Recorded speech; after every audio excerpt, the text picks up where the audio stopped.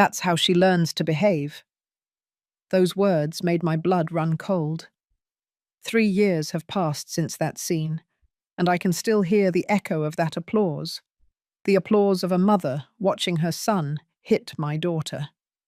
My name is Audrey Vance. I am 57 years old. I am a family lawyer, specializing in domestic violence cases. I have spent 32 years defending women who couldn't defend themselves. I have faced corrupt judges, violent husbands, and entire families who protected the abuser. But nothing in my career prepared me to see my own daughter being struck right in front of me. This is the story I never thought I would have to tell. The story of how one Sunday dinner destroyed a family, and how 30 seconds of silence changed the destiny of 4 people forever. Because you see, they didn't know who they were messing with. Let me take you back to that night. It was Sunday, March the 20th. I remember the exact date, because it was my late husband, Robert's, birthday. He had died 2 years earlier of a massive heart attack, leaving me alone in that big house in Georgetown, Washington, D.C., which used to be filled with laughter. Adrienne, my only daughter, had insisted that I come to her place for dinner. "Mum, you can't be alone on Dad's birthday. Come on over. I'll make his favorite dish. Turkey with mashed potatoes and gravy." My daughter, my Adrienne, 32 years old, a chemical engineer, a brilliant mind who had inherited her father's intelligence and my tenacity, or so I thought. I arrived at 7 in the evening at her house in Beverly Hills, Los Angeles, a gorgeous residence they had bought just 1 year prior with the money Robert had left us. I had given her her full share of the inheritance, against my accountant's advice. "Ms. Vance, shouldn't you put it in a trust, just in case?" "Just in case of what?" I had asked, annoyed. "Just in case my daughter married a man who turned out to be a monster?" I should have listened to him. When I arrived, the table was already set. Fine china, crystal glasses, scented candles. Adrienne had been cooking for hours. I could smell it. The turkey, the mashed potatoes, the green bean casserole. The aroma immediately transported me back to our kitchen in Georgetown, to Robert sampling the gravy straight from the pot, to little Adrienne sneaking bits of candied yams. But something was different. Adrienne was different. Her hair was shorter than usual, almost shoulder length. She wore a long-sleeved blouse despite the March heat, and when she hugged me, I felt how tense she was, as if every muscle in her body was on alert. "Honey, are you all right?" "Sure, Mom. Just tired from work." I should have insisted. I should have asked more questions. But her husband was right there, Michael, smiling that smile that I had always found too perfect, too rehearsed. "Mother-in-law, great to see you. Come in, come in." And behind him, like a dark shadow, was his mother, Helen, 64 years old, a widow as well, but of a different kind of widowhood. Her husband had died 10 years earlier under circumstances that were never entirely clear. An accident on the stairs of their home. A fatal fall. The investigation closed quickly. With my 3 decades of experience in family cases, I had sensed something strange since the day I met her at the wedding. But Adrienne was so in love, so happy, that I kept my suspicions to myself. Another mistake that haunts me every night. "Audrey, dear, what a joy to have you here," Helen said, with that saccharine voice she always used. "Adrienne prepared a delicious dinner. My son is lucky to have such a devoted wife." A devoted wife. Those words. As if Adrienne were a servant who had to earn her place in that house. In the house that she herself had paid for with her inheritance. We sat down at the table, Michael at the head, of course, Helen to his right, me across from her, and Adrienne. Adrienne caught between her husband and her mother-in-law, trapped between 2 walls. The dinner started quietly, too quiet. Helen talked and talked about her new decorating project, about her friends from the country club, about how wonderful it was to have her son so close now that he lived in the same neighborhood. I ate in silence, observing. I watched as Adrienne served the food with trembling hands. I watched as Michael didn't even say thank you. I watched as Helen subtly criticized every dish. "The mashed potatoes are a little salty, don't you think, son? The biscuits are kind of cold." Back in my day, wives got up earlier to have everything perfect. And I watched as my daughter, my brilliant, strong, independent daughter, shrank with every word. Then it happened. Adrienne was pouring more water into Michael's glass when her hand trembled just a little. Barely a drop fell onto the white tablecloth. The silence that followed was deafening. Michael slowly put his fork down on the plate. The sound of metal against the porcelain echoed like a gunshot in that dining room. "Do you see what you did?" he said, his voice dangerously calm. My daughter opened her mouth to apologize, but he didn't give her time. What happened next occurred in slow motion, yet it was so fast I could barely process it.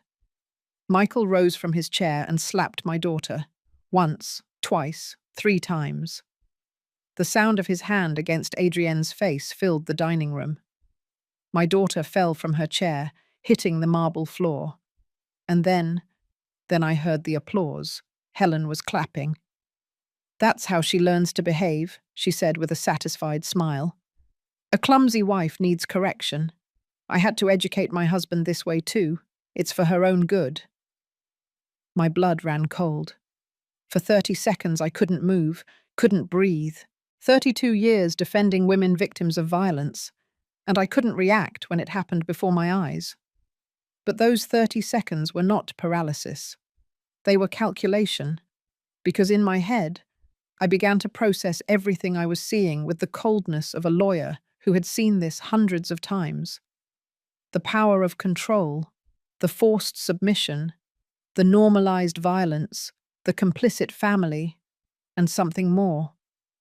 I saw the glass of water with the slight condensation tremor on the table, the single drop that had fallen, the way Michael had reacted disproportionately. This was not the first time. I rose from my chair slowly without saying a word. Michael was looking at me with that arrogant smile, expecting me to scream, to make a scene, to become hysterical as he probably expected emotional women to do. But I didn't scream.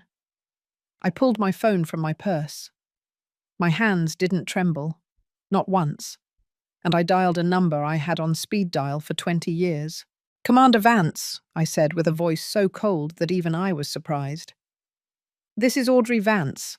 I need an immediate response unit at Park Avenue 345, apartment 802, domestic violence in progress, with witnesses. I am activating my phone's recording now." And I did it. I activated the recorder. I put the phone on speakerphone on the table and looked directly into Michael's eyes. "Repeat what you just did," I said. "Repeat what your mother just said. Please, I have all night." Michael's face changed color, from arrogant red to ghostly white in 3 seconds. You can't." "I am a lawyer specializing in gender violence for 32 years, I said in the same cold voice. "I have prosecuted 218 men like you. I have direct contact with the specialized district attorney's office, and you just hit my daughter in front of me, in front of your mother, who applauded and justified your violence, making her a legal accomplice." I walked over to Adrienne, who was on the floor, her face reddened and silent tears running down her cheeks. I helped her up carefully, checking for any serious injury. "Mom," she whispered. "Silence, my love. I'm talking now."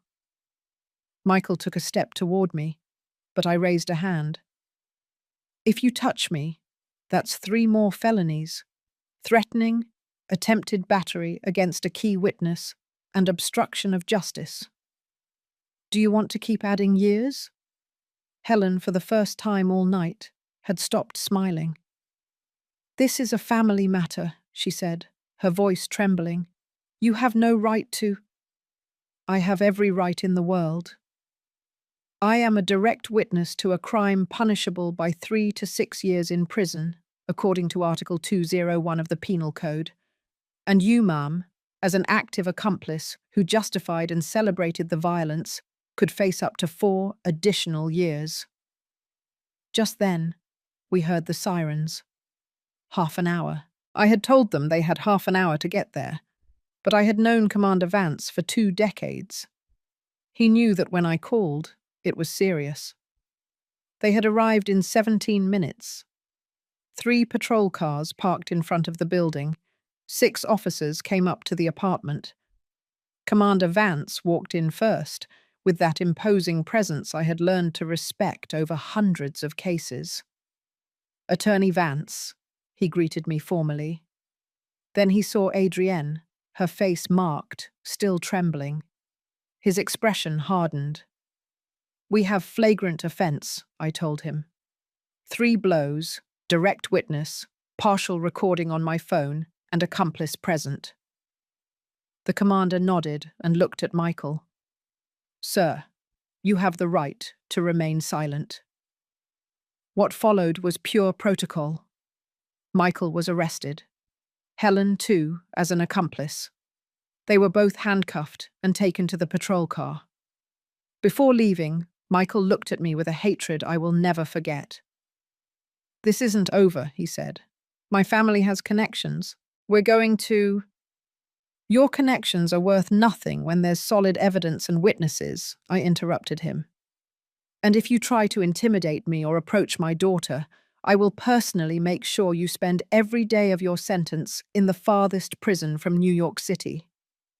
They took him away. And for the first time all night, I hugged my daughter.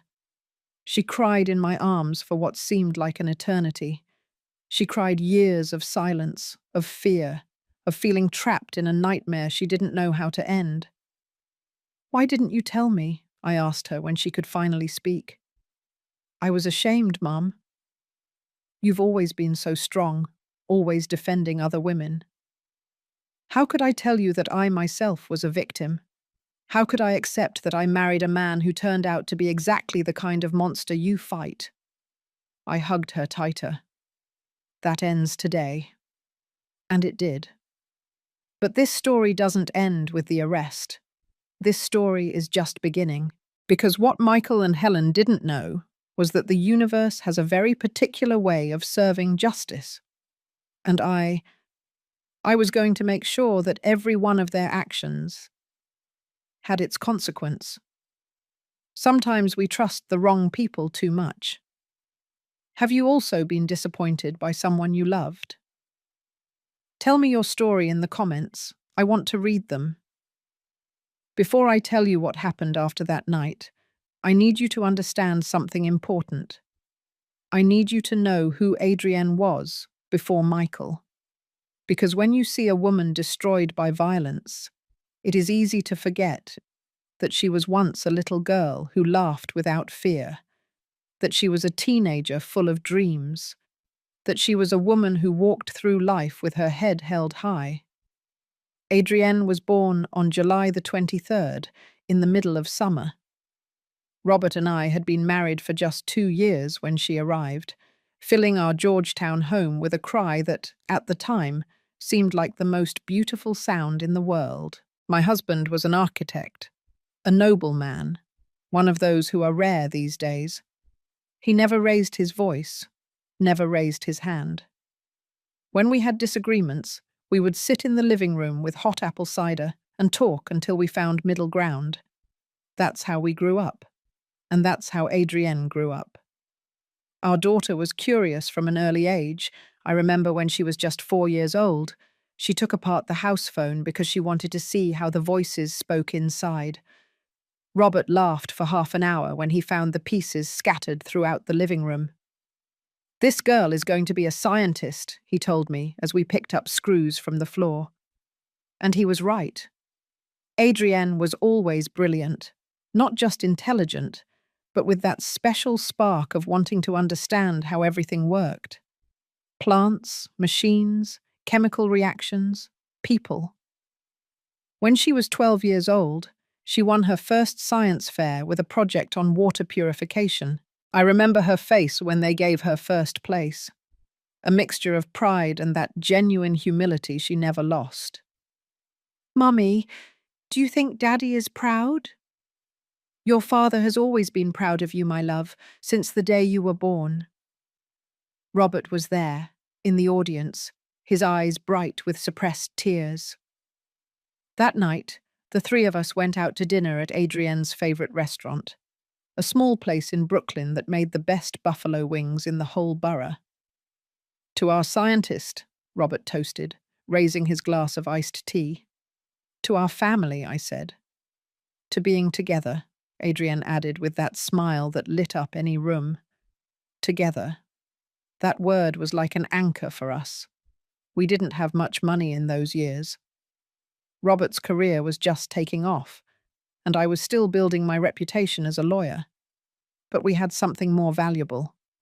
We had each other. Sundays were sacred in our house. Robert cooked barbecue ribs. It was his specialty, a recipe he had inherited from his grandmother in Texas. He spent hours mixing spices, adjusting the sweetness of the molasses with the heat of the chipotle peppers. Adrienne and I were his official assistants. She measured the ingredients with scientific precision. I told the family stories that my husband loved to hear. "Did I tell you about Mrs. Smith's case?" I would ask while chopping onions.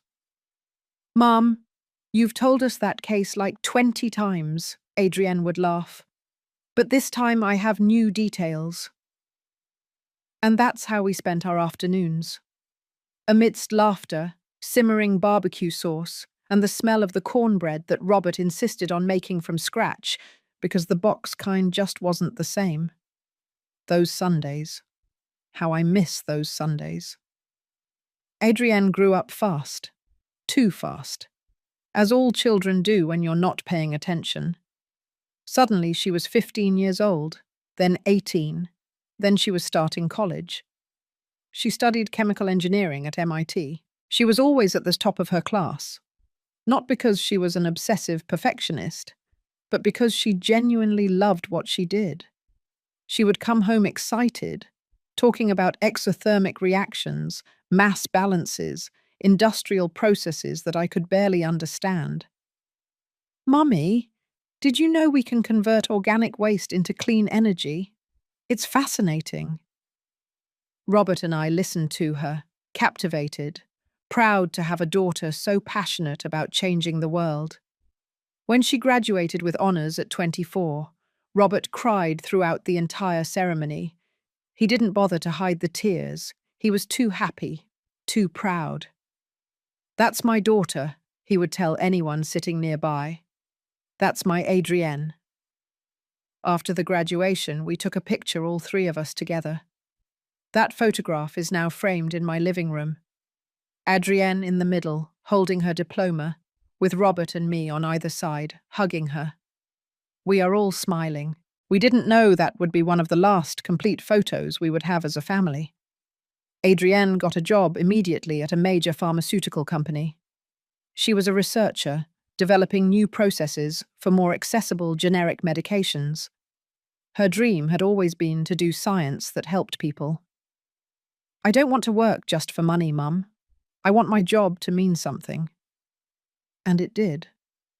In 2 years, she was a project leader. She published 3 articles in international scientific journals. She traveled to conferences in Europe and the United States. She was independent, successful, happy. She lived alone in a small but cozy apartment in Boston's South End. On weekends, she would go running in the Boston Common, go out with her college friends, visit museum exhibits, and every Sunday without fail, she would come home for Dad's barbecue ribs. That was our untouchable tradition. Until she met Michael. It was at an industrial engineering conference 5 years ago. He worked at a consulting firm, presenting a project on process optimization. Adrienne was there as a representative of her pharmaceutical company. "Mummy, I met someone," she told me that afternoon on the phone, with an excitement in her voice I hadn't heard before. My heart skipped a beat, not from joy, but from that premonition every mother has when her daughter is growing up, when she is about to share her life with someone else. "Tell me about him." "His name is Michael. He's an industrial engineer. He's smart, funny, and he has incredible eyes. We talked for 3 hours after the conference. 3 hours, Mum. I didn't even notice the time. I wanted to be happy. I wanted to feel that pure joy a mother should feel when her daughter falls in love for the first time. But something stirred inside me, a silent alarm that I didn't know how to interpret at that moment. "When do we get to meet him?" "Soon. Very soon. I want you and Dad to meet him." 3 weeks later, Michael came to dinner at our house. He arrived on time, with an expensive bottle of wine and flowers for me. Well-dressed, well-groomed, with that perfect smile I mentioned before. Too perfect. "Mrs. Vance, it's an honor to meet you. Adrienne has told me so much about you and your work. I deeply admire what you do for women victims of violence." The right words, the right tone, the right posture. Robert shook his hand. They talked about architecture and engineering, projects and professional prospects. My husband seemed comfortable with him, but I watched him. I watched how he subtly interrupted Adrienne when she spoke. I watched how his smile didn't quite reach his eyes. I watched how, when Adrienne mentioned a recent professional achievement, he quickly changed the subject to his own successes. Small details, insignificant to any normal person. But I had spent 30 years seeing patterns, and I recognized the red flags. That night, after Michael and Adrienne left, Robert found me in the kitchen, washing dishes in silence. "What's wrong, sweetheart?" he asked, knowing my silence better than anyone. "I don't know. Something doesn't add up." "Give it time. It's the first time you've seen Adrienne in love. It's natural to worry." Maybe he was right. Maybe I was projecting my work cases onto my personal life. Maybe I was being overprotective. But my instinct was screaming. The months followed. Adrienne and Michael became inseparable. She started talking less about her job and more about him. She stopped going to the gym because Michael preferred they spend that time together. She stopped going out with her friends on Fridays because he wanted them to have their special night. "Mummy, I'm happy, really happy." God knows I wanted to believe her. Then we met Helen. It was 6 months later at a family lunch Michael organized. His mother had just moved to Los Angeles from Chicago, he told us, to be closer to her son. "He's all I have since my husband died," she explained, with that saccharine voice I later learned to detest. Helen was unlike anyone I had ever met. Elegant in appearance, but with an energy that took up all the space. She talked non-stop, always steering the conversation toward Michael, toward how wonderful he was, toward how much she had suffered raising him alone after her husband's death. "It was a terrible accident," she said with dramatically moist eyes. "He fell down the stairs. I never got over the loss." But her body language did not match her words. There was no real grief in her expression, just performance. And the way she looked at Adrienne, like evaluating, like measuring, like deciding if my daughter was good enough for her son. After that lunch, Robert and I talked until dawn. "That woman gives me bad vibes," I said. "Me too." "But Audrey, Adrienne is an adult. We can't—" I know. But something is wrong. I can feel it." Robert hugged me that night, as he had done thousands of times in our marriage. "If something is wrong, Adrienne will see it. We raised her to be smart, to be strong. Let's trust her." And I trusted her. That was my mistake. 1 year later, Michael proposed to Adrienne, an elaborate proposal in Napa Valley, with rose petals and violinists. She said yes, crying with happiness. When she told us, I hugged my daughter and told her I was happy for her. And part of me was. The other part, the experienced lawyer, screamed in silence. The wedding was beautiful, 200 guests in a garden in Palm Springs. Adrienne was radiant in her white dress, like all brides. Robert walked her down the aisle. I remember he looked at me before giving her away, and in his eyes I saw the same concern I felt. But it was too late. We had already said yes. We had already given our blessing. The first months of marriage seemed normal. Adrienne still came home on Sundays, though now with Michael. We still made barbecue ribs, though the conversations no longer flowed with the same naturalness. Michael always had an opinion about everything. He always corrected some detail in Adrienne's stories. He always diverted attention back to himself. And Adrienne started talking less. Then Robert died. It was sudden, a massive heart attack while he slept. He left peacefully, without pain. But he left too soon, 62 years old. We still had so many years ahead, so many more Sundays of barbecue ribs, so many stories to create, so many grandchildren to meet. But he was gone, and with him, the balance of our family was gone. The funeral was a whirlwind of grief. Adrienne cried in my arms like she hadn't since she was a child. Michael was there, correct and appropriate, but distant, as if fulfilling a social duty rather than comforting his wife. Helen, for her part, spent the entire funeral comparing Robert's death to the death of her own husband. I know exactly how you feel, Audrey. I lost the love of my life too, although I must say my loss was more traumatic because it was violent. Even in my pain, I recognized the manipulation, but I was too broken to confront her. The weeks after the funeral were the darkest of my life. The Georgetown house felt empty, filled with ghosts of a life that no longer existed. Robert's coffee mug still on the kitchen counter, his bathrobe hanging in the bathroom, his architecture books in the study. Adrienne came every day. She stayed with me. She prepared food that I couldn't eat. She forced me to shower, to get out of bed. "Mom, you have to keep going. Dad would want you to keep going." And she was right, but going on without Robert was like breathing without air. It was during those months that Michael began to change, or maybe he didn't change, but rather showed who he had always been. He started suggesting that Adrienne shouldn't visit me so much. "Your mother is fine. She needs to learn to be independent." He started criticizing her work, her clothes, her hours. "Why are you getting home so late from the office? What are you really doing?"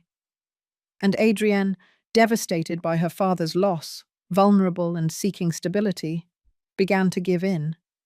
She stopped coming as often. She stopped telling me so much. She stopped being the woman she had been. I noticed it in the phone calls, in how her voice had lost its sparkle, in how she always spoke in whispers, as if someone were listening. "Honey, are you all right?" "Yes, Mum. Just tired from work." The same answer, over and over. And I, consumed by my own grief, didn't insist enough. Another mistake I carry. 6 months after Robert's death, the inheritance arrived. Robert had been a successful architect. He had invested well. He had saved, thinking of our future. He left Adrienne and me a considerable amount. I gave Adrienne her complete half, without restrictions, almost $6 million. "Mom, this is too much. You should keep more." "No, my love. Your father wanted you to have security. He wanted you to be able to follow your dreams without financial worries."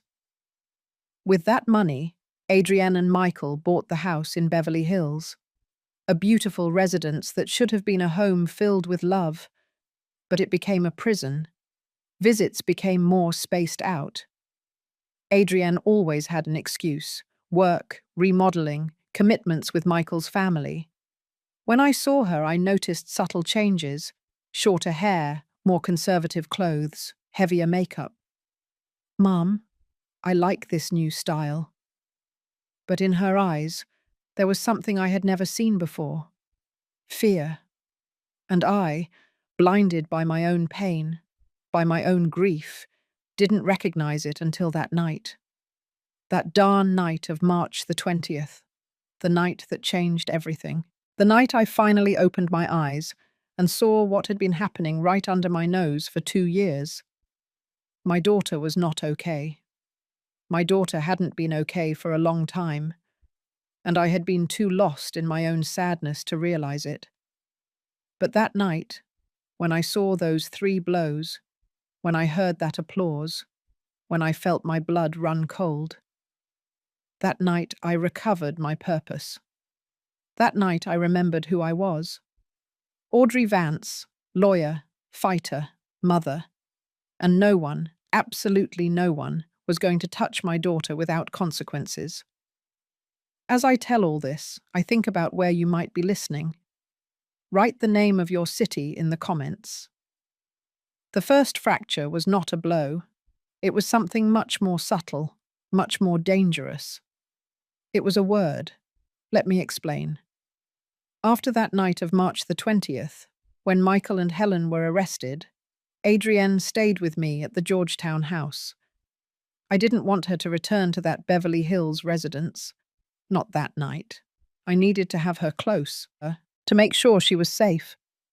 I took her to her old room, the one we had kept exactly as she had left it when she moved out. Her twin bed with the sky blue quilt she herself had chosen at 15. Her diplomas and awards still hanging on the wall. The photograph of her with Robert at her graduation on the desk. "Mum, it's been so long since I slept here," she said, in a voice so small it broke my heart. I helped her change. I gave her a clean pair of my pajamas. I made her chamomile tea with honey, just like I did when she was a little girl and couldn't sleep. We sat on her bed, just like so many nights of her childhood. "Tell me everything," I said softly. "From the beginning. I need to know when it started." Adrienne remained silent for a long time. She stared at her teacup, watching the steam rise in delicate spirals. Finally, she spoke. "Remember our honeymoon in Greece?" Of course I remembered. It had been 3 years ago. Adrienne returned with hundreds of photographs. The impossibly blue sea of Santorini, the ruins of Athens, the sunsets in Mykonos. In all the photos, she was smiling. She looked radiant. She looked happy. "On the last night in Santorini," Adrienne continued, "we were having dinner at that restaurant overlooking the sea. Remember I sent you that picture?" I nodded. I remembered it perfectly. Adrienne in a white dress, the sun setting behind her, her wide, genuine smile. We had been drinking wine. We were celebrating. A waiter came up to our table. A young Greek guy, very kind. He asked me in English if everything was okay with the food. I told him yes, that everything was delicious. We talked for maybe 30 seconds. Adrienne took a sip of her tea. Her hands trembled slightly. When the waiter left, Michael went silent. I thought he was enjoying the view, the moment. But when I looked at him, he had that expression I later learned to fear. What expression? Cold, distant, as if I were suddenly a stranger. What happened? We finished dinner in silence. We returned to the hotel. I thought he would get over it, that maybe it was the wine or the travel exhaustion. But when we got to the room, he closed the door and looked me straight in the eyes. Adrienne paused.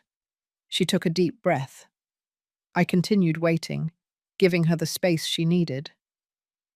He called me a flirt. That single word. But the way Adrienne pronounced it, with that weight, with that contained pain, made me understand that it hadn't just been one word. It had been a sentence. I asked him what he meant. He said he had seen how I smiled at the waiter, how I unnecessarily prolonged the conversation, how I was clearly seeking his attention.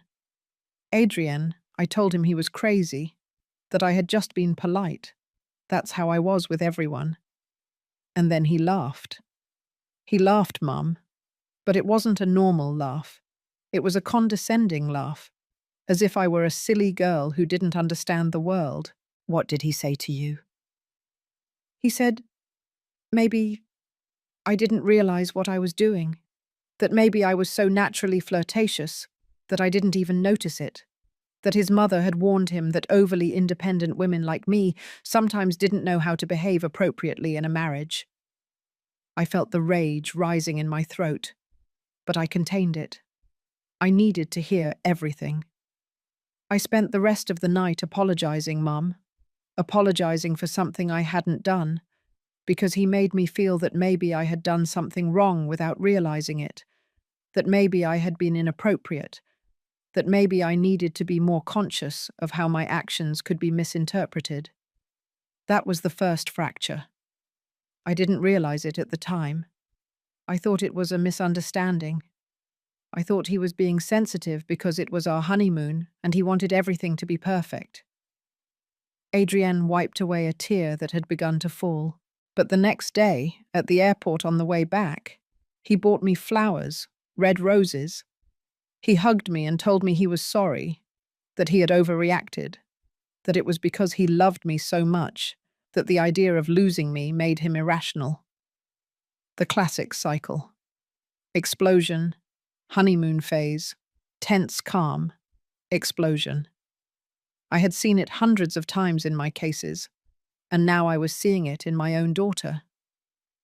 When was the next time? 2 months later. We went to a work event for my company. It was a celebration. We had closed a major contract. My boss, Dr. Peterson, congratulated me publicly. He hugged me. A professional, appropriate hug, one of those you give in work contexts. Michael yelled at you. That night he yelled at me for the first time. He said I had humiliated him, that everyone at that party had seen how I allowed my boss to touch me, that I clearly had no respect for our marriage. I explained that he was my boss, that it had been a professional hug, that there were 50 other people there. But he wouldn't listen. He kept screaming. He called me naive. He called me stupid. He said my boss obviously wanted something more, and that I was too dumb to realize it. Adrienne leaned back against the headboard of her bed, exhausted from recounting memories she had clearly been bottling up for a long time.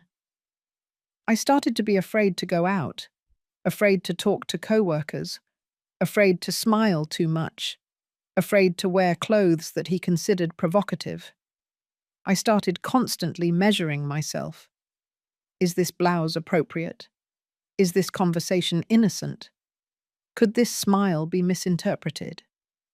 Honey, that is psychological violence. It's control. I know, Mum. I know it now.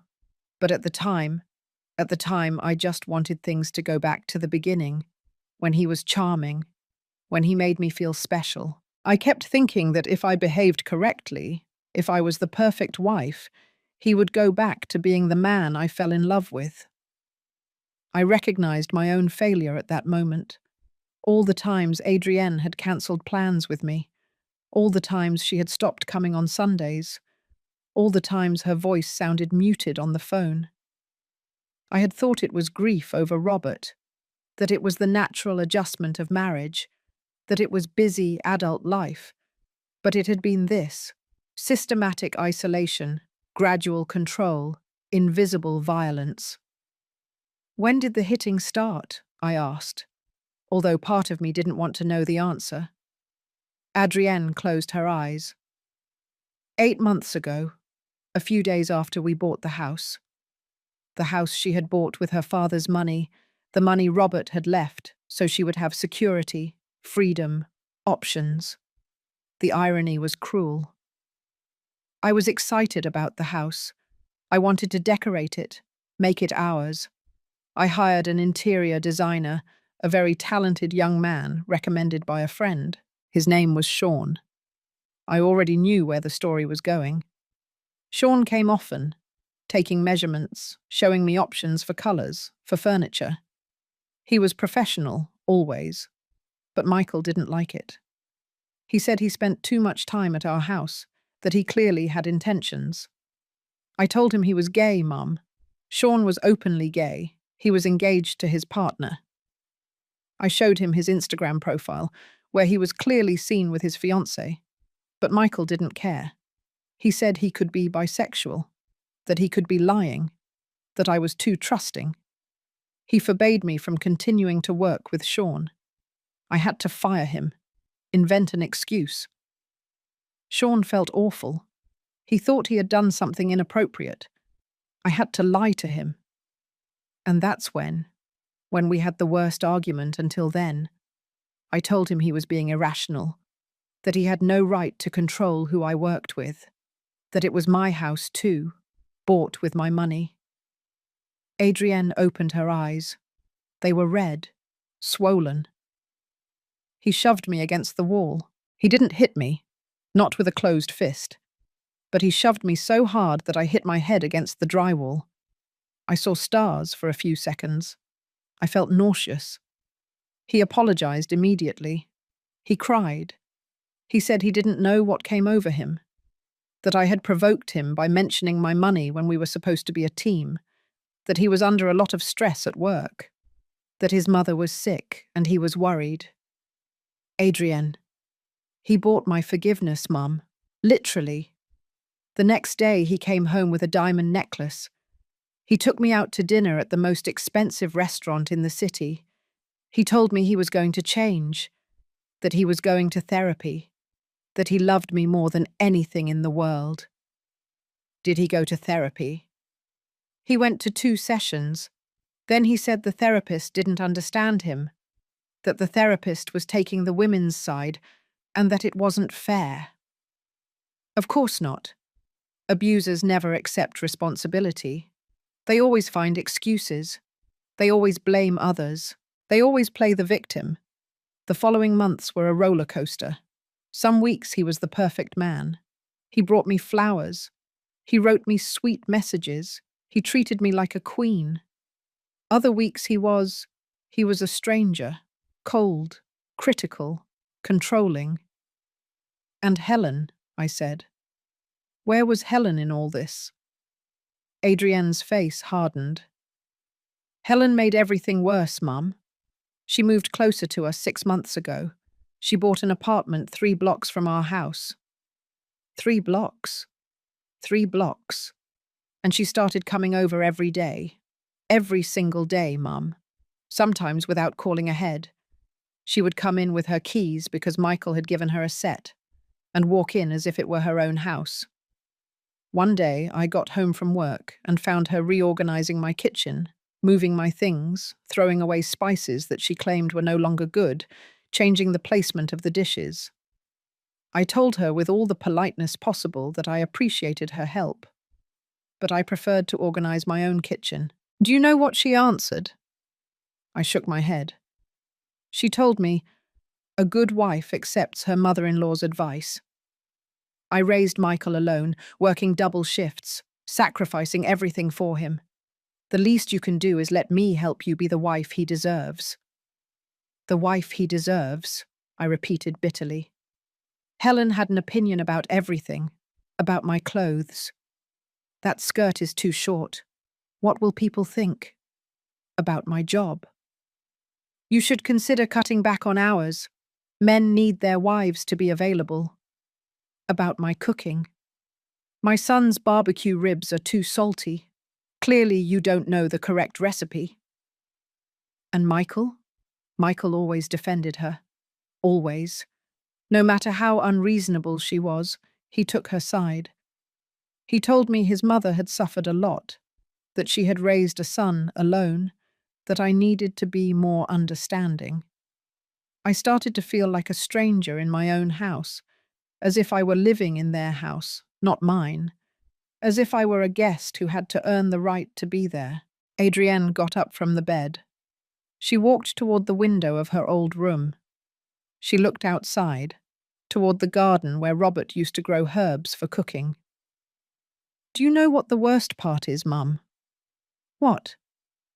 "That Helen talked about her marriage as if it were a role model. She told me how she educated her husband, how she put him in his place when he behaved badly, how she taught him that she was the one who ruled the house. I always thought those stories were strange. She talked about hitting him with objects when he got drunk, hiding his money when he misbehaved, punishing him by locking him out of the house at night." A shiver ran down my spine. And when she told me these stories, she laughed. "Mum," she laughed, as if they were funny anecdotes about marriage, not abuse. Do you think she killed her husband?"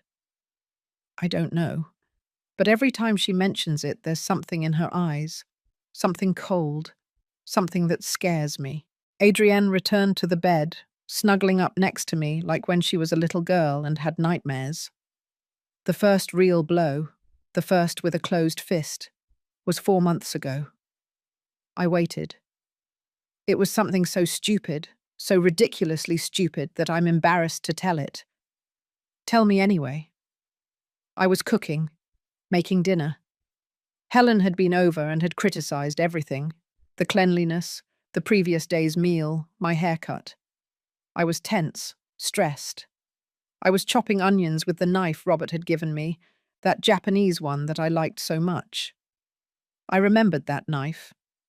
Robert had bought it on a trip to Japan. He had paid a fortune for it because he knew how much Adrienne loved to cook. Michael came home from work in a bad mood. He started complaining that the house smelled too much like onions. I explained that I was cooking. He said I could have ventilated better. I told him the windows were open. And then, for no reason, no real provocation, he said, "You're worthless. You can't even do the simplest thing without messing it up." I turned to look at him, surprised, and he took that as a challenge.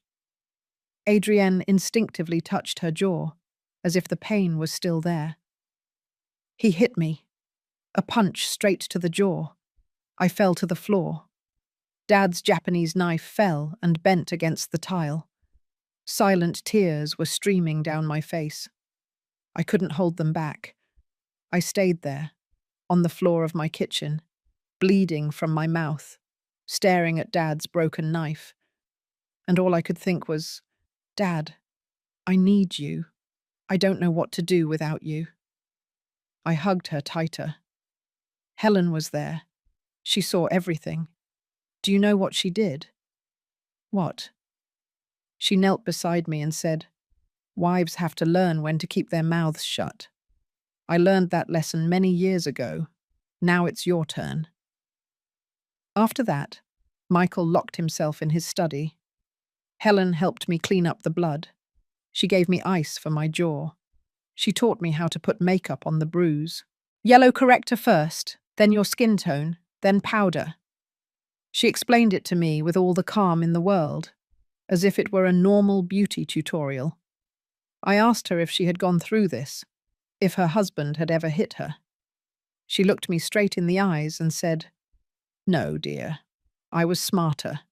I learned to control the situation and before it escalated." The pieces were starting to click into place in my head.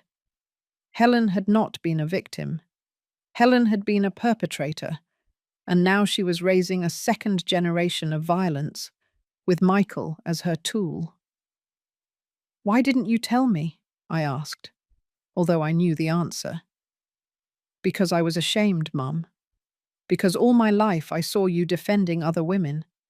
Because you are strong, unbreakable, brave. How could I tell you that I, your daughter, had become exactly the type of woman you rescue? Besides," she continued, "Michael always apologized afterward. He always promised to change, He always convinced me that it had been my fault for provoking him. And part of me was still in love with the man I met 5 years ago. I kept hoping that man would come back. But he wasn't going to come back. No, because that man never existed. He was a mask, and the mask fell off when I was already trapped. We were silent for a long time. The living room clock chimed 3 in the morning. "What's going to happen now?" Adrienne finally asked. "Now," I said with a determination I hadn't felt in years.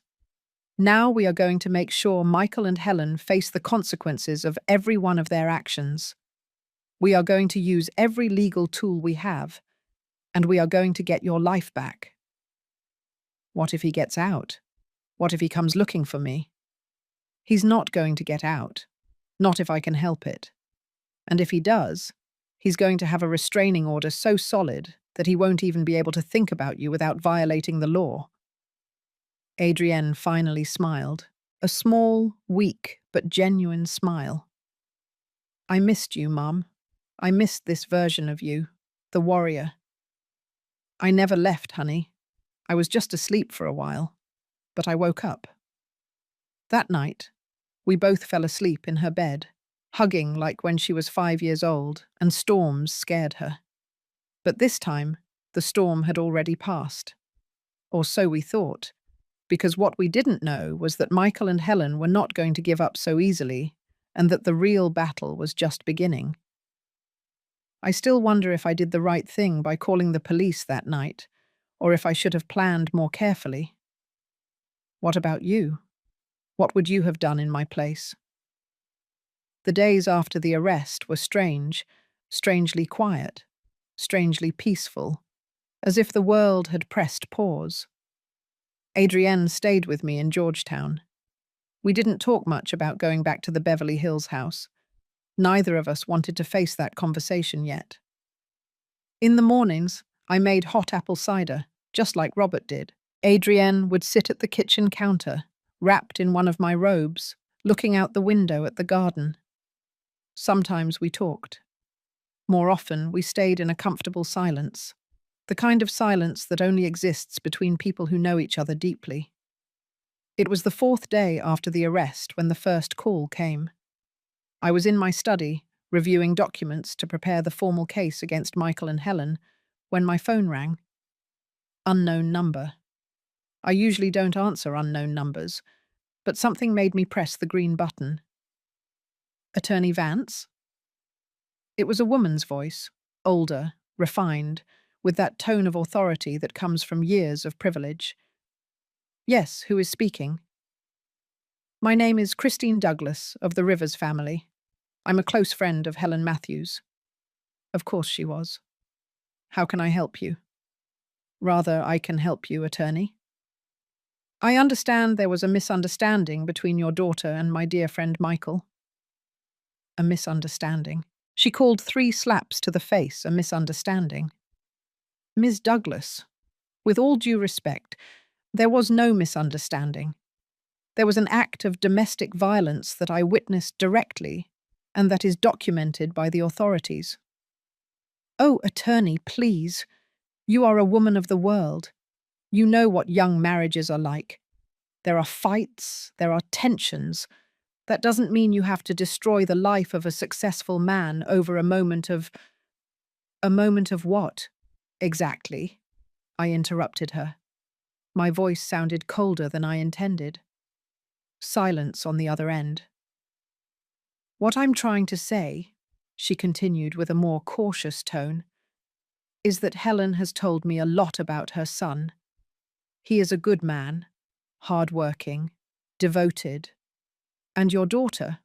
Well, Helen mentions that Adrienne can be somewhat challenging." There it was. The narrative I knew was coming. The victim provoked the abuser. The victim deserved it. The victim is the real problem. "Ms. Douglas, I'm going to be very clear. I have no interest in discussing my daughter's character with you or anyone else. My daughter was a victim of violence. Period. and both Michael and Helen are going to face the full legal consequences of their actions. That would be very unfortunate, she said, and now her voice had a threatening undertone. Michael comes from a very well-connected family. His uncle is a magistrate on the Superior Court. His cousin works at the district attorney's office. It would be a shame if this matter became complicated for you and your legal practice. A veiled threat. How predictable. Ms. Douglas, I have been in this profession for 32 years. I have faced threats from drug cartels, corrupt politicians, powerful businessmen. If you think I'm going to back down because Michael's uncle is a magistrate, you clearly don't know who you're talking to. Furthermore, I continued, every word of this conversation is being recorded, as is my legal right, and any attempt at intimidation or interference with an active case constitutes obstruction of justice. Do you wish to continue? She hung up immediately. I sighed and saved the recording in 3 different locations: my phone, my computer, and the cloud. 32 years had taught me to document absolutely everything. Adrienne appeared in the doorway of the study. Who was that? I told her about the call. I watched her face pale. Mum, Christine Douglas is one of the most influential women in the neighborhood. If she's taking Helen's side, it doesn't matter whose side she's on. Justice doesn't work by social connections.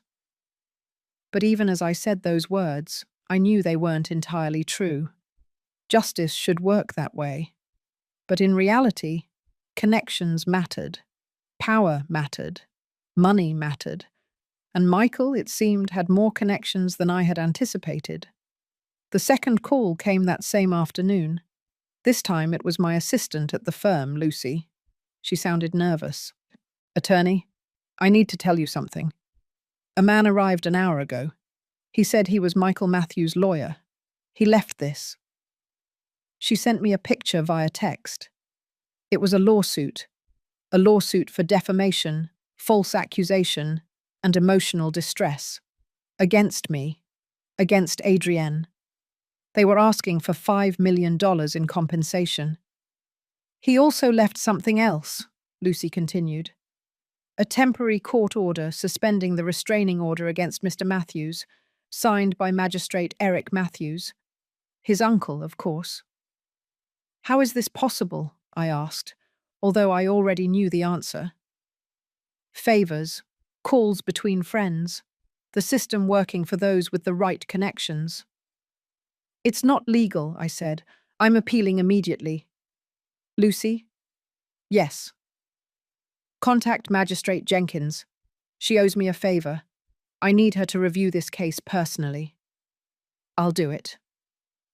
I hung up and stared at the lawsuit on my phone. $5 million. An amount designed to intimidate, to scare, to make people give up. But I was not just people. Adrienne walked back into the study. She had overheard part of the conversation. Mum, this is getting out of control. Maybe we should... Should what? I looked directly at her. Back down? Let him get away with it. Allow him to continue hitting you because he has a magistrate uncle. No, but $5 million, Mum. That could ruin us. They are not going to win that lawsuit. It's an intimidation tactic, pure and simple. But I saw the fear in Adrienne's eyes, and for the first time, I saw something else. Doubt. Honey, look at me. She did, though with effort. Are you thinking of going back to him? Silence. Adrienne, answer me. I don't know, she whispered. I don't know, Mum. All of this it's too much. The calls, the lawsuits, the threats, and Michael. Michael has been texting me. My blood ran cold for the second time that week. What? He's texting me from his lawyer's phone. Long messages. He says he's sorry, that he's in therapy, that he finally understood what he did wrong, that Helen is also getting psychological help, that if I give him one more chance, he will prove that he can change. Adrienne, I know what you're going to say. I know it's manipulation. I know he's probably lying. But Mum, her eyes filled with tears, what if this time it's true? What if he really is going to change? We were married for 3 years. That has to mean something. I got up from my desk and took my daughter's hands in mine. Do you know how many times I have heard that exact story? How many women have sat exactly where you are now, telling me exactly the same words? But they are not me. You're right. They are not. Because many of them were not lucky enough to have someone to help them get out. Many of them went back. And do you know what happened? Adrienne shook her head, but I think she already knew the answer. Some are in hospitals, some are in wheelchairs, some are in cemeteries. Michael wouldn't kill me. That is exactly what all of them thought. We were silent. I could see the internal battle on my daughter's face. The rational part fighting against the emotional part. The part that knew the truth against the part that still wanted to believe in the fairy tale. Let me show you something, I said. I took her to my home office, opened my computer, and showed her statistics. Cold, hard, undeniable numbers. 70% of women who return to their abuser after the first serious incident suffer more severe violence. 43% end up in the hospital within the first year. And look at this number. I pointed to a figure in red on the screen. 1,200 women died in New York last year from intimate partner violence. 1,200. Every single one of them believed their partner was going to change. Every single one of them thought it was different. Adrienne looked at the screen with glazed eyes. But I also have other numbers, I continued. Women who left, women who reported, women who rebuilt their lives. 87% report a better quality of life 2 years later. 93% say it was the best decision of their lives. And the other 7%? Some cases returned before we could help them completely. Some faced financial difficulties. But none, Adrienne, died. My daughter collapsed onto the couch in my office. You just don't understand, Mum. It's not just physical fear. It's everything. The house we bought together, the plans we had, the friends we made as a couple, the family we were going to build. If I leave him, I lose all of that. No, I said firmly. If you leave him, you gain your life. Everything else is replaceable. Your life is not. But I feel so guilty, like I'm overreacting, like 3 slaps isn't enough reason to destroy a marriage. And there was the denial, the minimization, the syndrome I had seen in hundreds of cases.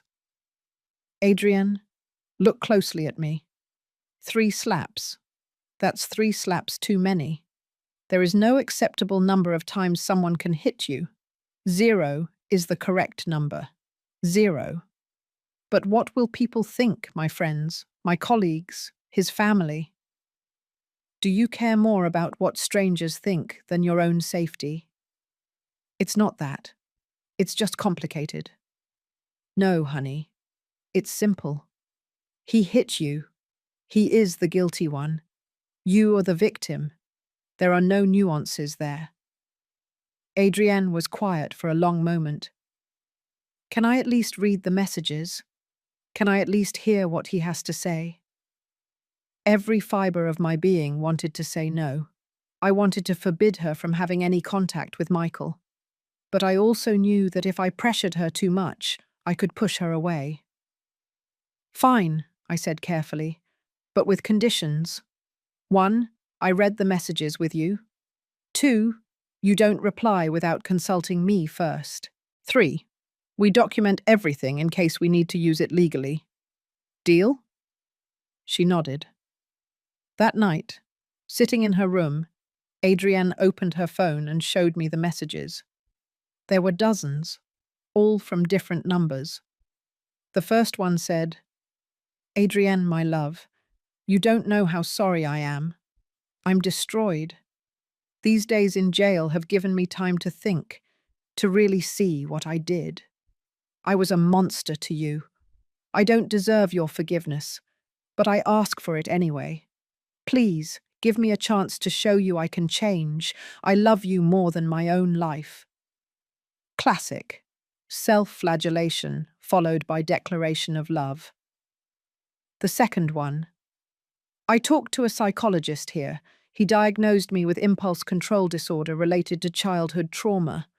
I finally understand where my violence comes from. My mother, she hurt me a lot when I was a kid. I know it's not an excuse, but it's an explanation. I'm working on it. For you. For us." Now he was blaming his mother. Interesting twist, considering Helen had applauded when he hit Adrienne. The third one. "I saw that my lawyer filed a lawsuit against you and your mum.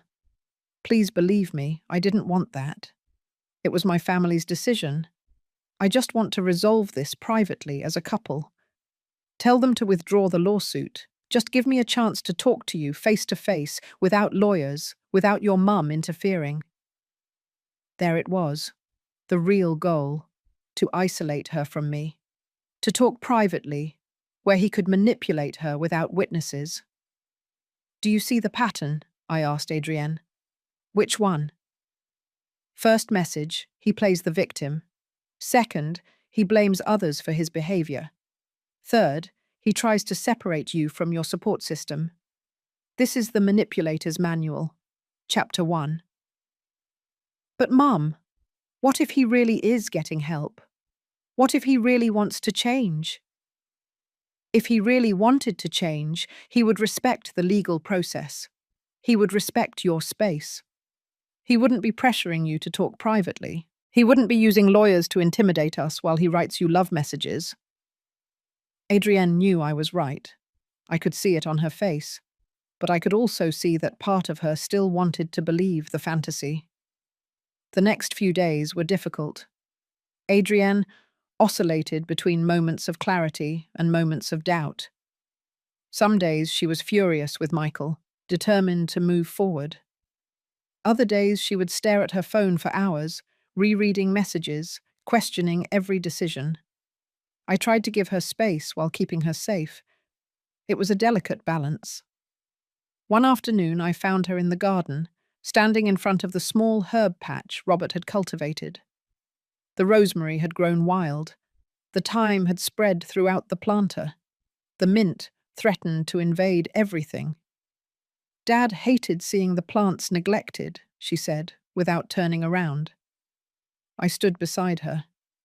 "Your father would want you alive and safe. That's all he would care about." Sometimes I wish he were still here. He always knew what to say. He always knew how to make everything seem simple.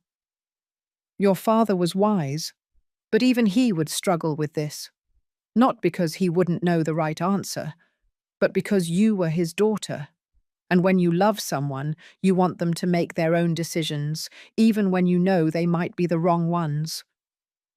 Adrienne turned to look at me.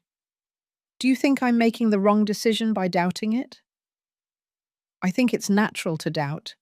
You were with him for 3 years. You built a life with him. You can't just turn off those feelings like a switch. But what I ask is that you don't confuse the love you felt for him with the danger he now represents." "What's the difference?" "True love makes you feel safe. True love uplifts you, it doesn't destroy you. What Michael offered you wasn't love, it was control disguised as love." Adrienne nodded slowly. "Do you know what the hardest part is?" she asked. "What?" "Accepting that I spent 3 years in love with a lie, that the man I met never existed, that everything was an act designed to trap me. It wasn't your fault, honey.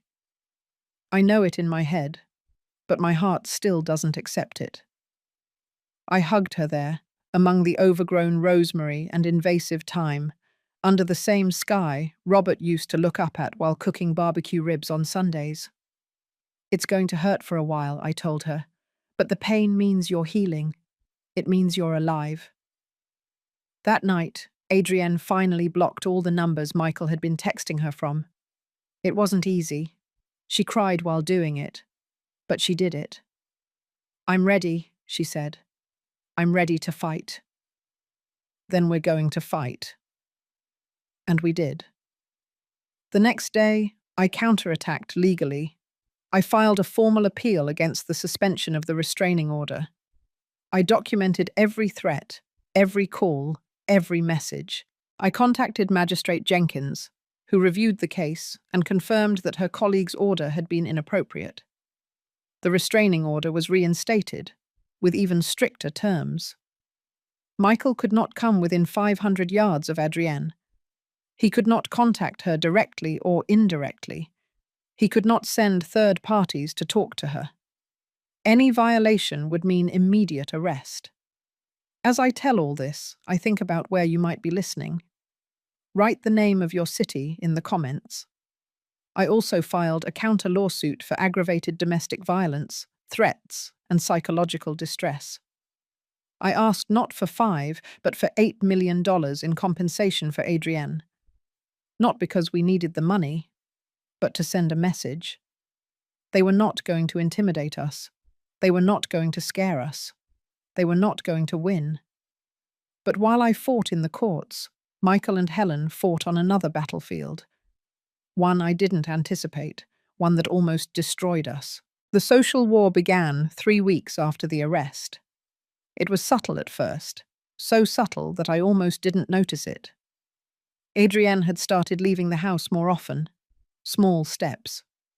She went to the grocery store. She went to her hair salon. She was trying to regain some normalcy while we waited for the court hearings. She came back from the salon one afternoon with a pale face. "What happened?" I asked immediately. "Olga," she said. Olga had been her stylist for 5 years, a cheerful woman who always had stories to tell. Olga acted strange, cold, distant. She barely spoke to me throughout the haircut. Maybe she was having a bad day. "No, Mum. It was more than that. When I was paying, another client I know, Fiona, arrived. We've seen each other there dozens of times. We always say hello. But today she saw me and literally turned away. She pretended she was looking for something in her purse until I left." A bad feeling settled in my stomach. "Did you say anything? Did you ask?" I asked Olga if I had done anything wrong. She just shook her head and said she was in a hurry because her next appointment was arriving. But Mum, her appointment book was empty. I saw it. The next day, Adrienne received a text from her best friend from college, Patty, or who had been her best friend. The message said, "Adrienne, I'm sorry, but I think we need to take some time apart. My husband works in the same industry as Michael and says this whole situation is very complicated. I can't afford to be involved. I hope you understand. Wishing you the best." Adrienne showed me the message with trembling hands. Patty and I were roommates for 4 years in college. 4 years, Mum. She was my maid of honor at my wedding. And now she abandons me because her husband says it's complicated. "People are afraid of difficult situations," I said, although the rage was growing in my chest. Especially when power and influence are involved. It's not just Patty. Look. She showed me her Instagram. She had lost almost 100 followers in the last few days. Her last post, a photo of a sunset she had taken from my garden, had only 3 likes. Before, she usually received over 200. I checked the comments on her old posts. Someone had been leaving anonymous messages. "Aren't you ashamed to destroy a good man's life? We all know you provoked the situation and now you're playing the victim. Your mother-in-law told me the truth. You're a manipulator." When did these comments start? About a week ago. I delete them, but they keep reappearing. They come from different accounts every time. It was an organized campaign. I recognized it immediately. I had seen this tactic before in other high-profile cases. "Helen," I said, "do you think she's behind this?" "I'm sure of it." And I was right. 2 days later, my assistant Lucy called me urgently. "Attorney, you need to see this." She sent me a link to a blog. It was called "The Truth Behind the False Accusations." It was anonymous, but professionally designed. The most recent post was titled, "The Michael M. Case, When a Corrupt Family Destroys an Innocent Man." I read it with growing horror. The article painted Michael as a loving, successful husband, a victim of a radical feminist lawyer. Me and her manipulative daughter, Adrienne. It said we had made everything up to steal his money, that we had a history of falsely accusing men, that I had been reprimanded for unethical conduct on multiple occasions. Everything was a lie, every single word. But it was written convincingly, with anonymous sources, with confidential documents, with photographs taken out of context. There was a photo of Adrienne at a party, laughing and holding a glass of wine. The caption read, "Does this look like a traumatized woman?" Adrienne fled days after destroying her husband's life. The photo was from 6 months before the hitting, from a work dinner, but without context, it looked like evidence that she was lying. There was another photo of me leaving a courthouse, with a serious expression. The caption, "Audrey Vance, known for her aggressive tactics and her hatred of men, has found her next victim in her own son-in-law." "This is pure defamation," I told Lucy. "I'm going to sue." "Is there more?" she said, her voice strained. "The blog has been shared almost 3,000 times in the last 24 hours. It's in social media groups, on Twitter. There's even a hashtag, Justice for Michael." I felt dizzy. How is this possible? Someone is paying to promote it. Probably bots, fake accounts, paid influencers. This is a professional smear campaign, attorney. I showed the blog to Adrienne. I watched her read it with tears streaming down her face. "They're destroying my reputation," she whispered. "They're making it look like everything is my fault. What will they think at my job? What will my colleagues think?" As if the universe had heard her question, her phone rang. It was her boss at the pharmaceutical company, Dr. Mendez. Adrienne put it on speakerphone. "Adrienne, we need to talk," Dr. Mendez said without preamble. Her voice sounded uncomfortable. "Certain rumors have reached my ears about your personal situation." "Doctor, can I explain?" "I don't need explanations, but I need you to understand that this company has an image to protect. We cannot afford to be associated with scandal, whether true or false." My blood boiled. "Dr. Mendez," I intervened. "I am Audrey Vance, Adrienne's mother and her legal representative. What you are suggesting sounds dangerously close to wrongful termination based on her status as a domestic violence victim, which is protected by the Violence Against Women Act." Silence on the other end. "I am not firing anyone," the doctor finally said. "I am just suggesting that perhaps Adrienne needs to take some time off, a leave of absence, paid, of course, until all this is resolved." "How long?" Adrienne asked, her voice trembling. "Indefinite, for now." She hung up. Adrienne sank onto the couch. "They're destroying me, Mom, systematically, my social life, my reputation, now my job. What's next?" I didn't have to wait long to find out. That same afternoon, my accountant, Ernie, called me with alarming news. "Audrey, we have a problem. Someone filed a complaint with the IRS alleging that you have been evading taxes for years." "What? That's absurd." "I know. Your records are impeccable, but now you'll have to prove it. They're going to audit your firm, All your cases from the last 5 years, all your accounts. Who filed the complaint? It's anonymous. But Audrey, it came with documents, falsified documents, I'm sure. But very well done. Someone invested time and money in this. Helen, Michael, and their network of influences were attacking from all fronts. How long will the audit take? Months, maybe a year. And in the meantime, your reputation will be under scrutiny.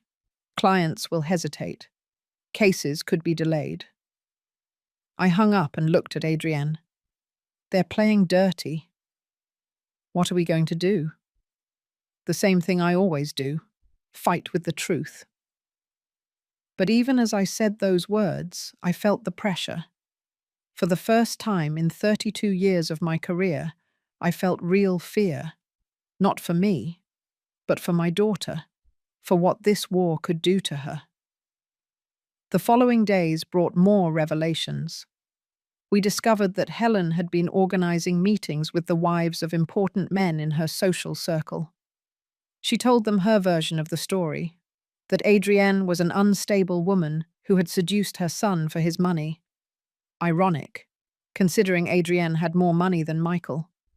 That I had manipulated her into filing false charges. That they, as respectable women, should protect their own husbands from false accusations by supporting Michael. It was brilliant, in a twisted sense. Helen had turned the case into a class and gender war, painting herself and her son as victims of a feminist conspiracy, and many women believed her.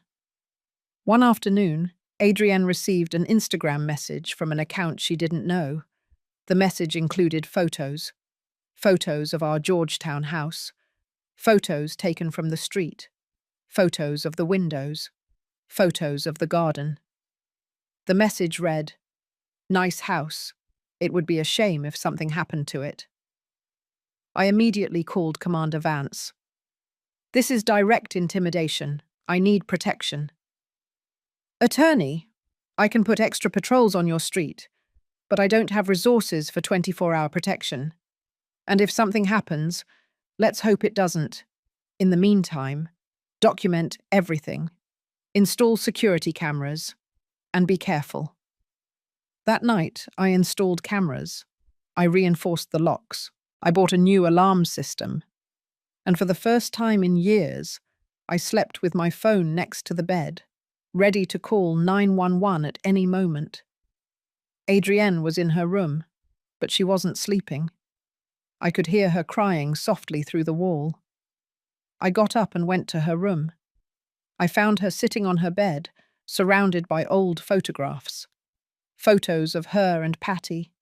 Photos of her with her work colleagues. Photos of her wedding.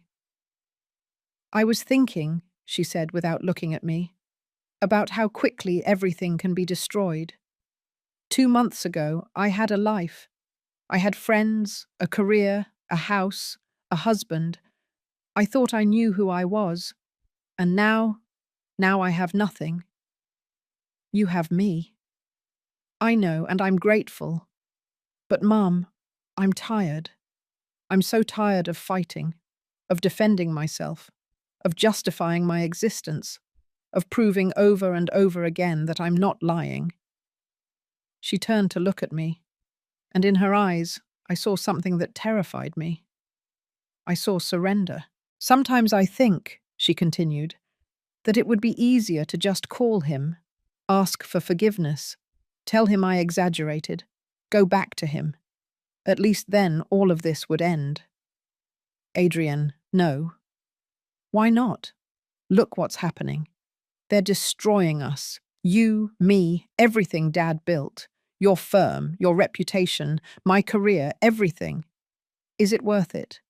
Is 3 slaps really worth all of this?" I sat beside her and took her face in my hands, forcing her to look at me. "Listen to me closely. This is exactly what they want. They want you to surrender. They want you to believe that you are the problem. They want you to think that the abuse is preferable to the battle." "But I'm so tired." "I know, my love, I know. But you have to understand something. This darkness you feel now, this exhaustion, this fear, is temporary. But if you go back to him, if you surrender, that will be permanent. Or until he kills you. He wouldn't kill me. You don't know that, and you can't risk your life betting that his violence has limits, because I guarantee you, honey, it does not. Adrienne rested her head on my shoulder, as she did when she was little, and the world seemed too big. How did you do it, Mum? How did you fight for so many women for so many years without getting tired? I got tired. I got tired all the time. But your father reminded me why I was doing it. He used to tell me, Audrey, every woman you save is someone's daughter. She's the daughter we would want someone to save if Adrienne ever needed it. I paused, feeling the weight of the irony. I never thought it would be our own daughter who needed saving. But here we are. And I swear on your father's memory that I am not going to let Michael win. I am not going to let him destroy you, even if I have to fight his entire army of liars. And if we lose? We are not going to lose. But what if we lose? I looked directly into her eyes. Then we will lose knowing that we fought with the truth, that we did not surrender, that we did not allow fear to dictate our decisions. And that, honey, that is a victory in itself. We stayed there, embracing, while outside the city went on with its indifferent rhythm.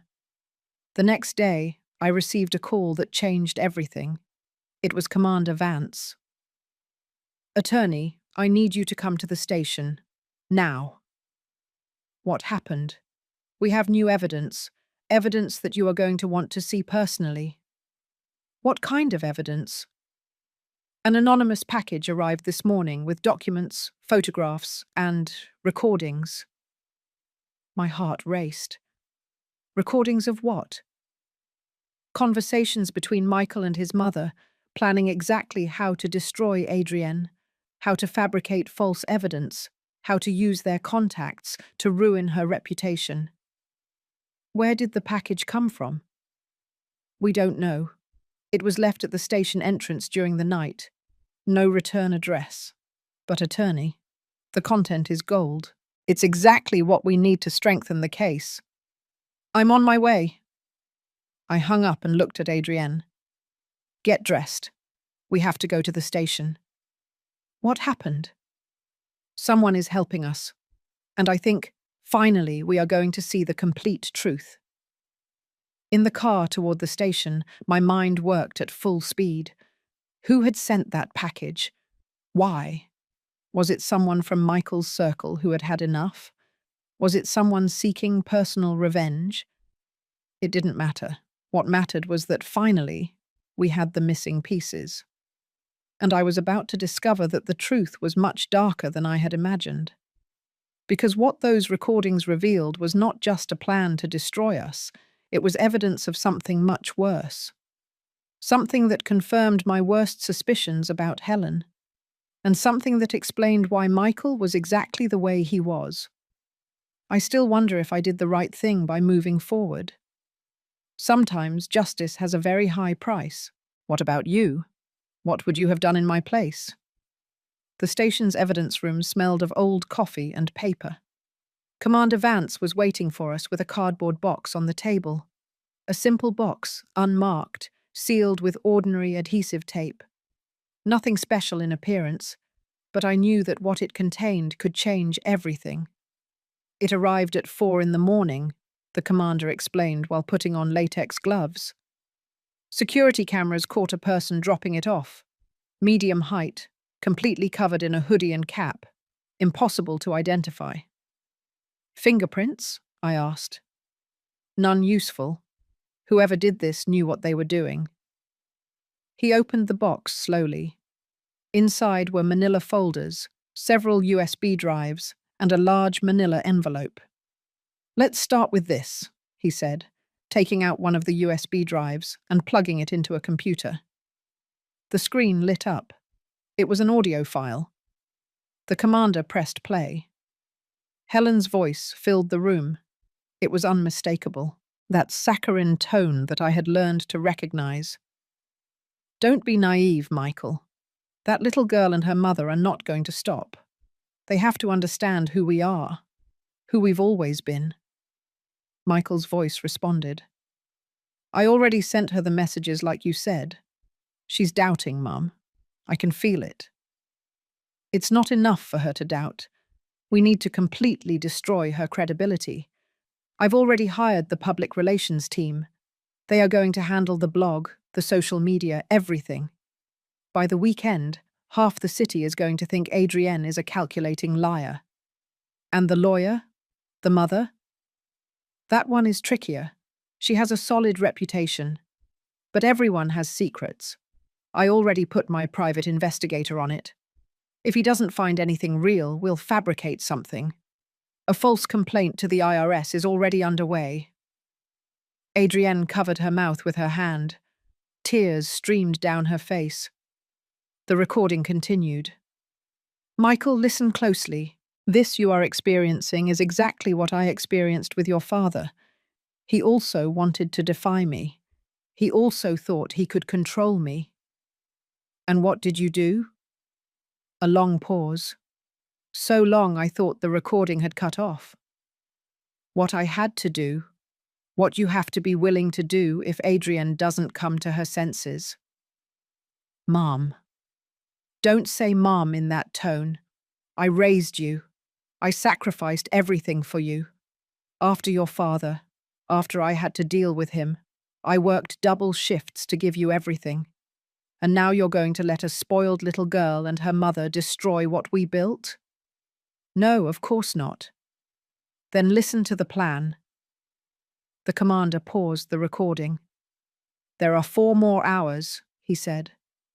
Conversations recorded over the last 3 weeks. All at Helen's house. According to ambient sound analysis, someone planted listening devices there. Who? Adrienne asked, her voice cracking. We don't know, but whoever it was gave us exactly what we needed. He opened one of the folders. It contained photographs. The first was of an official document, a death certificate. Ray Matthews, the commander read, Helen's husband, died 11 years ago from severe craniocerebral trauma after falling down the stairs of his residence in Chicago. He moved on to the next photo. It was a forensic report. The original report indicated accidental death, but look at this. He pointed to a section highlighted in yellow. The medical examiner who performed the autopsy left marginal notes, notes that never made it into the official report. It says, injury pattern inconsistent with accidental fall. Multiple head contusions suggest repeated blows. Recommend further investigation. Why wasn't it investigated? I asked. Because the case was quickly closed by the prosecutor in charge, a man named Edward Matthews. Another Matthews? Ray's brother, Michael's uncle, the same one who is now a magistrate, and who tried to suspend the restraining order. The pieces clicked into place with terrifying clarity. Helen killed her husband, I said aloud, and the family covered it up. That's what the evidence suggests, the commander confirmed. But there's more. He pulled out another folder. It contained old photographs. One was of a handsome young man, smiling next to a much younger Helen. Ray Matthews in 1990, the commander explained. Successful engineer, came from a well-off family, married Helen when she was 22 and he was 30. He moved on to more photographs.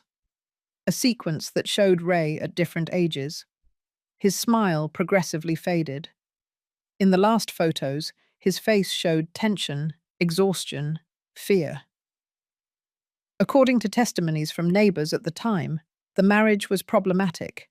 Helen was extremely controlling. There were reports of yelling, broken objects, but in those years, no one intervened in family matters. And no one thought a woman could be the abuser, I added bitterly. Exactly. The last year of Ray's life, several acquaintances noticed changes in him. He was thinner, more nervous. He confided in a cousin that he wanted a divorce, but that Helen was threatening him. She said that if he left her, she would make sure he never saw his son. And no one did anything? The cousin testified in the original investigation, but his testimony was dismissed as unsubstantiated speculation. And after the case was closed, the cousin received threats. He stopped talking about the subject. Adrienne looked at the photos with horror. "Michael was 7 years old when his father died," she whispered. "He told me he barely remembered him. He said his father was distant, cold, that his mother was the one who really took care of him, protected him." "Helen rewrote the story," I said. "She made Michael believe his father was the bad guy, that she was the victim, the heroine. She raised him with that narrative." The commander nodded. "And now Michael reproduces exactly his mother's patterns. Control, violence, manipulation, but he sees himself as the justified victim." There was another folder. This one was thinner. "This," the commander said with a grave voice, "is the most disturbing." It contained Michael's childhood medical records. Between the ages of 7 and 12, Michael was taken to the emergency room 5 times, 2 broken arms, a fractured rib, multiple contusions. All times, Helen explained that they were accidents, that the boy was clumsy, restless. "She was hitting him," Adrienne said with horror. "Hitting her own son." Social workers opened 2 investigations. Both were closed without action. The family had too much influence. "So Michael not only witnessed violence," I reasoned aloud, "he was a victim of it. Helen molded him from childhood. She taught him that violence is love, that control is care, that victims are guilty." The commander pulled out the last USB drive. "This one," he said, "was recorded 3 days ago. It's the most recent conversation we have." He pressed play. Helen's voice sounded different in this one, more relaxed, almost cheerful. "Everything is going according to plan, son. The blog has had more than 10,000 visits. Social media is working. There are already entire groups on Facebook saying Adrienne is a liar.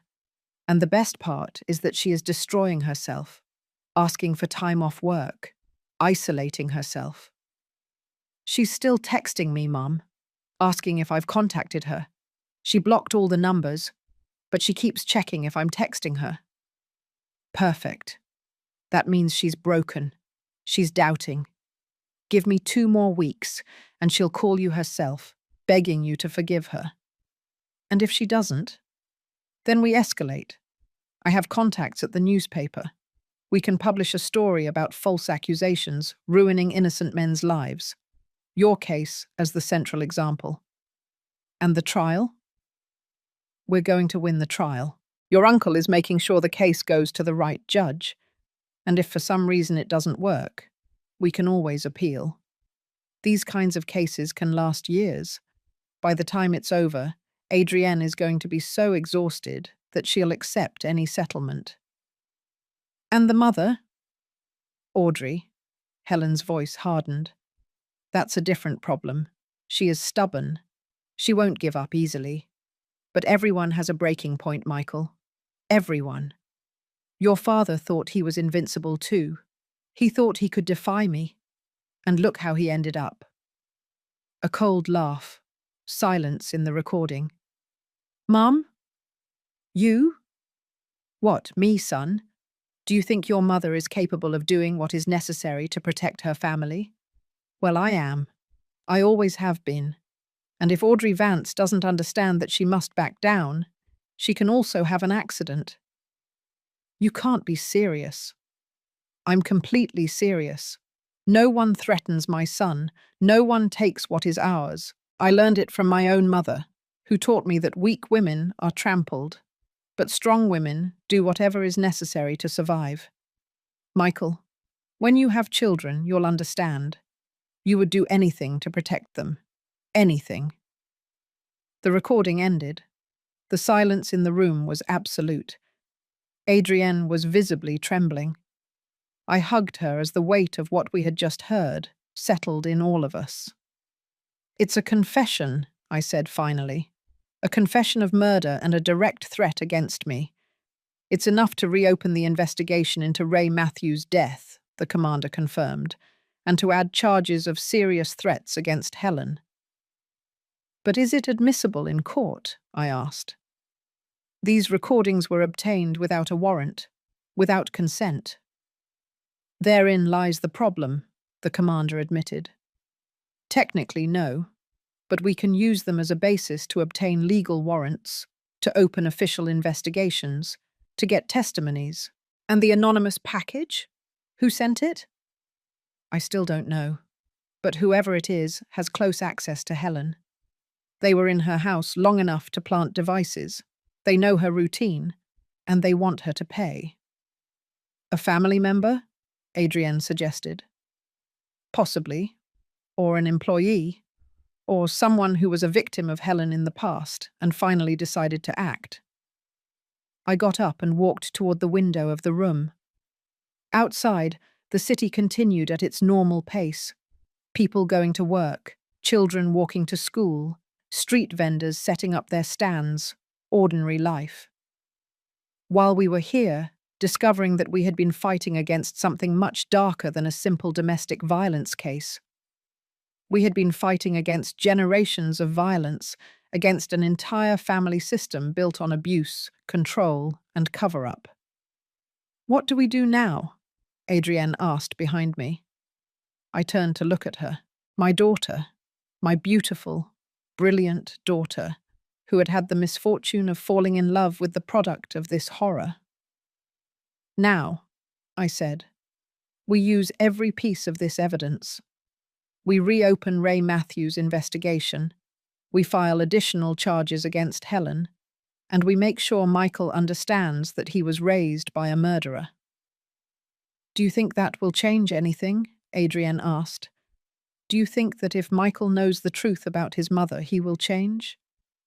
"No," I said honestly.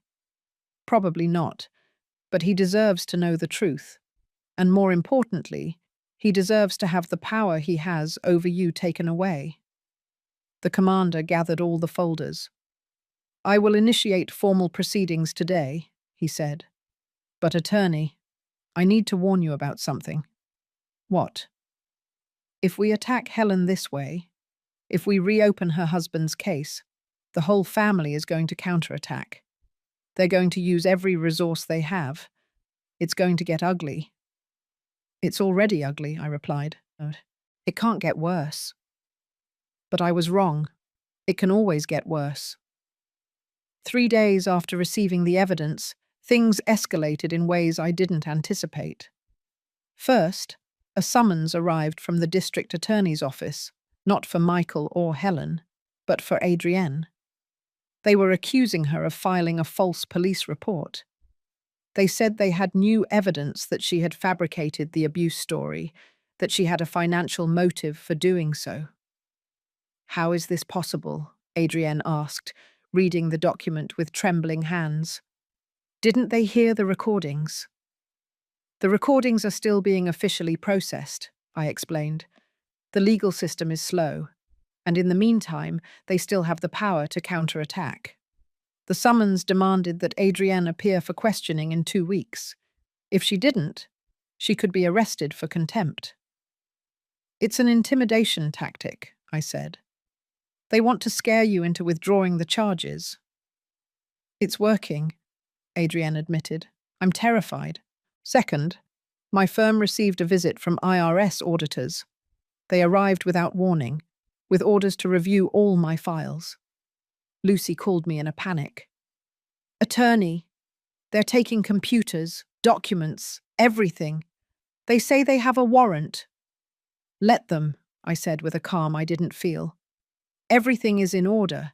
Let them check whatever they want." But I knew what this meant. Weeks, possibly months, without full access to my files. Cases that would be delayed. Clients who would lose confidence, calculated collateral damage. Third, and this was the most painful, A letter arrived. It was from the American Bar Association. A formal complaint had been filed against me, alleging unethical conduct in Adrienne's case. They said I had a conflict of interest by representing my own daughter, that I had used my personal position to exert undue pressure on the authorities. The letter indicated that there would be a disciplinary hearing. Depending on the outcome, I could face temporary suspension of my license. 32 years of an impeccable career. 32 years defending what was right. And now, for defending my own daughter, my license was at risk. That night I sat in Robert's study, the one we had shared for so many years. His books still on the shelves, his chair still next to the desk.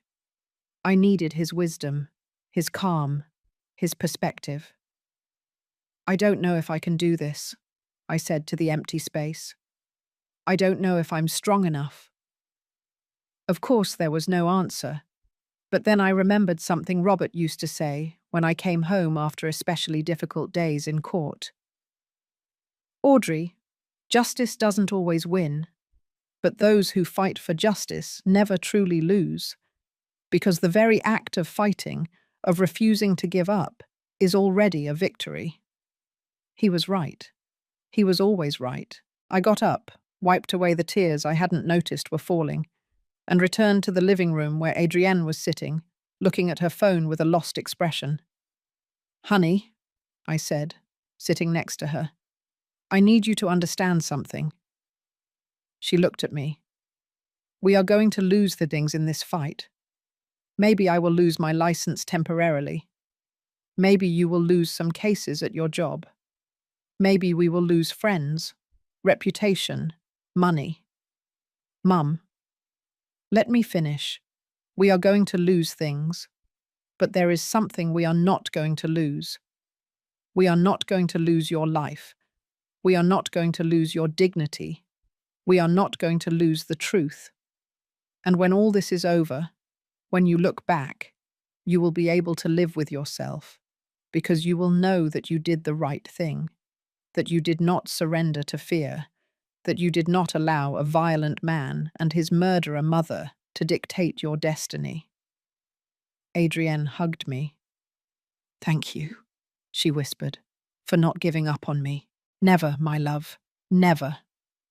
We stayed like that, embracing, while outside the sun set over New York City. Tomorrow would come with new challenges, new battles, new attempts to destroy us. But tonight, in this moment, we were simply a mother and a daughter, supporting each other. And that, I decided, was enough. Because the most important moral revelations was not about Helen or Michael.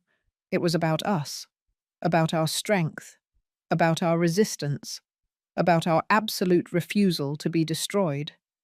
They had power, money, connections. But we had something stronger. We had the truth. And the truth, sooner or later, always finds its way to the light, even if it has to pass through all the darkness first. I still wonder if I did the right thing by not giving in to the pressure. Sometimes I wonder if protecting my daughter was worth risking everything I built. What about you? What would you have done in my place? The disciplinary hearing was scheduled for a Tuesday morning. I put on my most formal suit, the navy blue one Robert had given me for my 10th anniversary as a lawyer. I carefully applied my makeup, covering the dark circles from sleepless nights. I put my hair up in a neat bun. I had to look like what I was, a professional with 3 decades of impeccable experience, not a woman on the verge of collapse. Adrienne wanted to come with me, but I told her to stay home. I didn't need her to see her mother judged for the simple act of protecting her. The Bar Association building was downtown, an old, imposing structure with those columns that are supposed to inspire respect for justice. That morning, it only inspired disgust. The hearing room was on the 3rd floor. When I walked in, there was a panel of 5 lawyers sitting behind a long table. 3 men, 2 women, all older than me, all with carefully neutral expressions. I recognized 2 of them, Mr. Chippy Arthur Bell, a corporate lawyer who had always looked down on those of us who specialized in family cases, and Ms. Patricia Harris, who 30 years ago had been my classmate in law school. We hadn't spoken in a decade. "Attorney Vance," said the panel chairman, a man of nearly 70 named Richard Wells. "Thank you for appearing." As if I had a choice. I sat down in the chair across from them, alone. My lawyer, a colleague who had offered to represent me at no cost, was sitting behind me. But this was my battle. "This hearing," Mr. Wells began, "has been convened to review a complaint filed against you for alleged unethical conduct in the case against Mr. Michael Matthews. Do you understand the charges?" "I understand them," I said in a firm voice, "and I completely reject them. The complaint alleges that you have a conflict of interest in representing your daughter, that you used your personal influence with authorities to expedite an arrest without due investigation, and that you have conducted a defamation campaign against Mr. Matthews and his family." Every word was a carefully constructed lie, but presented with that formal legal language, it sounded almost credible. "Mr. Wells," I said, "my daughter was a victim of domestic violence in my presence. I was a direct witness. There is no conflict of interest in protecting a victim, especially when that victim is your own daughter. In fact, any mother who did not act under those circumstances would be the one who deserved to be questioned." "But as an attorney," Mr. Bell intervened with that condescending tone that so irritated me, "you should have known that the most appropriate course of actions was to recommend your daughter seek independent representation. Your personal involvement compromises objectivity." "Objectivity?" I repeated, feeling the rage rise. "You want to talk about objectivity when my daughter was bleeding on the floor of a dining room? When her husband had just hit her 3 times in front of me?" "Attorney Vance," Mr. Wells said in a warning tone, "maintain a professional demeanor." I took a deep breath. I contained the words I really wanted to say. "My apologies. What I am trying to explain is that I acted within my rights and responsibilities, as a citizen, as a witness, and as a mother. At no time did I violate the ethical rules of our profession." Ms. Harris spoke for the first time. "Audrey," she said, and the use of my first name took me by surprise. "I understand your position, but you must understand that this situation is complicated. Mr. Matthews comes from a respectable family. His uncle is a magistrate, his cousin is a prosecutor. There are considerations." "Considerations?" I interrupted her. "Considerations about what, Patty? About whether a rich, connected man can hit a woman without consequences?" "I'm not saying that." "Then what are you saying?" Uncomfortable silence. Mr. Bell took the floor again. "What Ms. Harris is trying to explain is that your passion for these domestic violence cases, while admirable, can sometimes cloud your judgment. You have built an entire career on being the defender of women, and now, conveniently, your own daughter becomes a case." "Conveniently?" My voice came out louder than I intended. "Are you suggesting that my daughter made up being hit so I could have another case?" "I am suggesting that the situation raises legitimate questions." "The only legitimate questions here," I said, rising from my chair, "are why we are having this hearing in the first place. Who filed the complaint? Who funded it? And what connections do they have to the Matthews family?" "Attorney Vance, sit down," Mr. Wells ordered. I did not sit down. "I have been in this profession for 32 years. I have defended 218 women. I have won 186 cases. I have helped pass 3 victim protection laws. My record speaks for itself. And now," I continued, "for the first time in my career, I face a disciplinary hearing. Not for malpractice, not for negligence, not for dishonesty, but for the unforgivable crime of protecting my own daughter from a violent man. If that is grounds for suspending my license, then suspend it.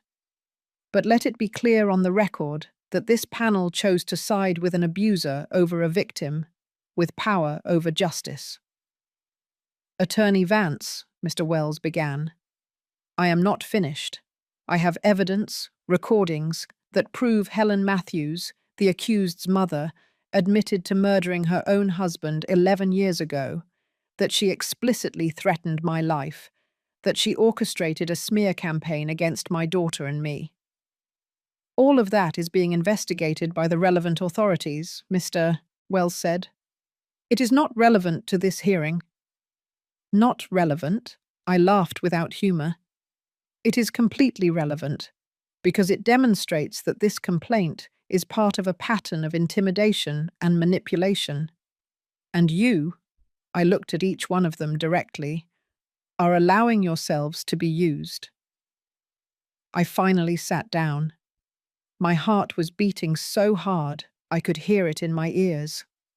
The panel exchanged glances. There was an exchange of looks I couldn't decipher.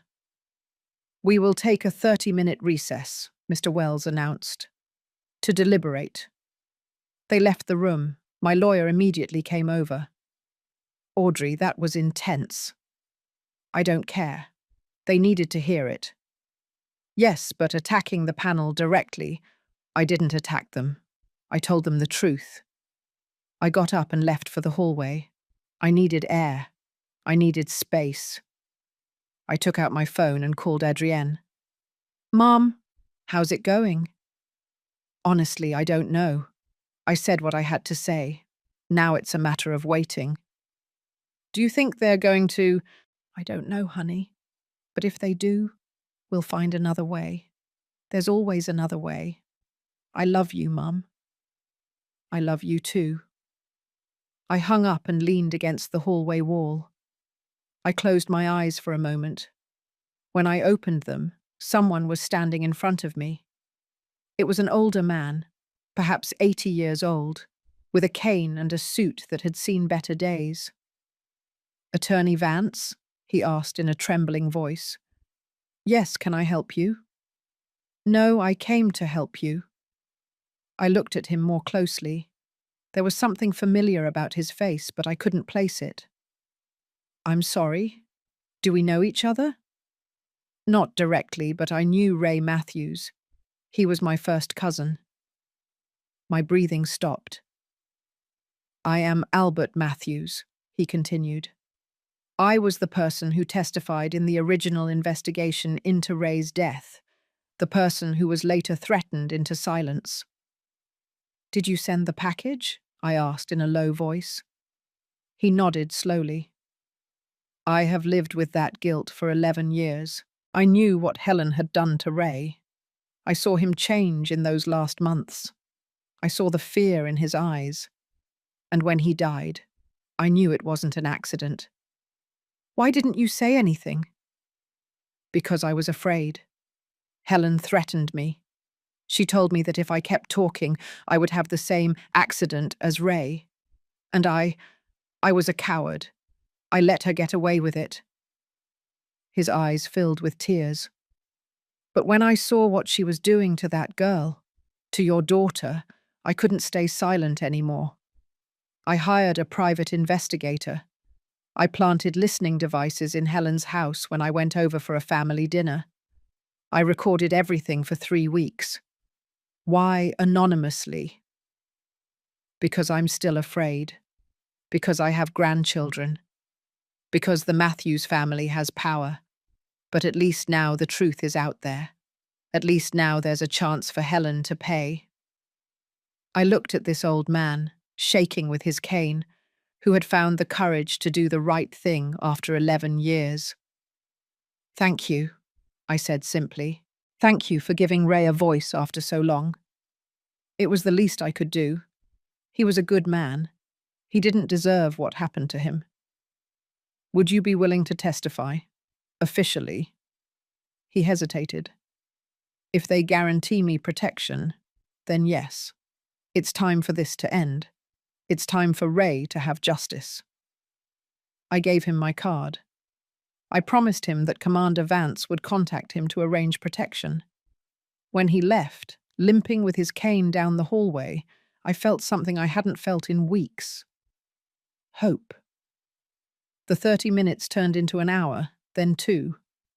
Finally, I was called back into the room. The 5 panel members were seated again. Their expressions were illegible.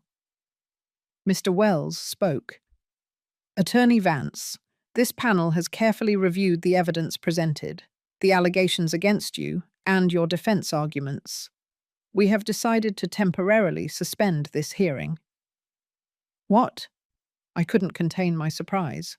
Given the new revelations regarding the Matthews case and the evidence being processed by criminal authorities, we deem it premature to issue a judgment on your professional conduct at this time. The hearing will be postponed indefinitely, pending the resolution of the criminal case. Your license will remain active during this time. It wasn't a victory, but it wasn't a defeat either. It was a postponement, a temporary truce. However, Mr. Wells continued, it must be clear that if it is determined at any point that you acted unethically, this hearing will be resumed. I understand, I said. You may leave. I got up. I didn't say anything else. There was nothing more to say. When I left the building, the sun was at its highest point. It was hot. The city was bustling with normal life. I called Adrienne immediately. They didn't suspend me, I said as soon as she answered. They postponed the decision. Is that good? It's the best we could hope for today. I'll make coffee when you get home. The apple cider kind, the way Dad liked it. Perfect, honey. Perfect. But as I drove back to Georgetown, I didn't feel relieved. I felt exhausted. Exhausted from fighting. Exhausted from defending ourselves. Exhausted from having to justify every action, every decision, every word. I arrived home and found Adrienne in the kitchen, as promised. The smell of hot apple cider, cinnamon and brown sugar filled the house. It reminded me of Robert. It reminded me of quiet Sundays. It reminded me of a life that no longer existed. Mum, Adrienne said, serving me a cup. Are you all right? Yes, I lied. Just tired. There's something I need to tell you. Something in her tone put me on alert. What happened? I got a call from the pharmaceutical company. My stomach sank. They officially fired me. They said my indefinite leave has turned into contract termination, by mutual agreement, according to them, to avoid scandal. Adrienne. It's not your fault, Mom. It's just that I'm losing everything. My career, my friends, my reputation. Everything I worked for 10 years is crumbling.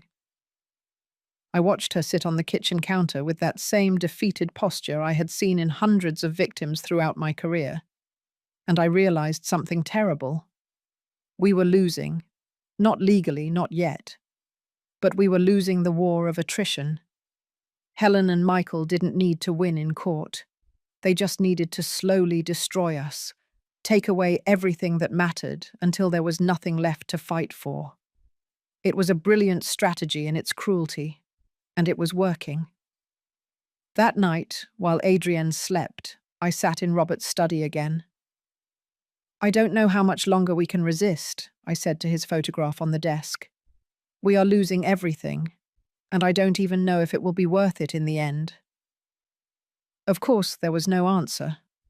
But then my phone rang. It was Commander Vance. Attorney, I need you to come to the station. First thing tomorrow morning. It's urgent. What happened? Michael Matthews. He violated the restraining order. He was arrested 2 hours ago. My heart raced. What did he do? He went to the Beverly Hills house, the house he shared with Adrienne. Apparently, he didn't know that we had installed surveillance after the threats. The cameras caught everything. Caught what? The commander paused. They caught him destroying the house, breaking windows, trashing furniture, and writing messages on the walls. What kind of messages? Threats. Very specific threats against Adrienne and against you. I closed my eyes. Where is he now? In custody. This time he won't get out easily, not with violation of a restraining order, destruction of property, and threats documented on video. I'll be there first thing in the morning. I hung up and stared into the darkness outside the window. Michael had lost control. He had crossed the line so obviously that not even his family could protect him this time. It was a victory. But I didn't feel victorious. I felt hollow, because I knew this wasn't over, that Helen was still out there, free, dangerous, and that as long as she existed, neither of us would truly be safe. The Beverly Hills house looked like a war zone. We arrived early in the morning, Adrienne and I, escorted by Commander Vance. The police had cordoned off the area. Neighbors peered from their windows, some taking photos with their phones. The scandal Michael so feared creating, he had finally created himself. The front door was splintered, as if it had been kicked repeatedly. When we walked in, the smell of spray paint hit me immediately. The walls were covered with words.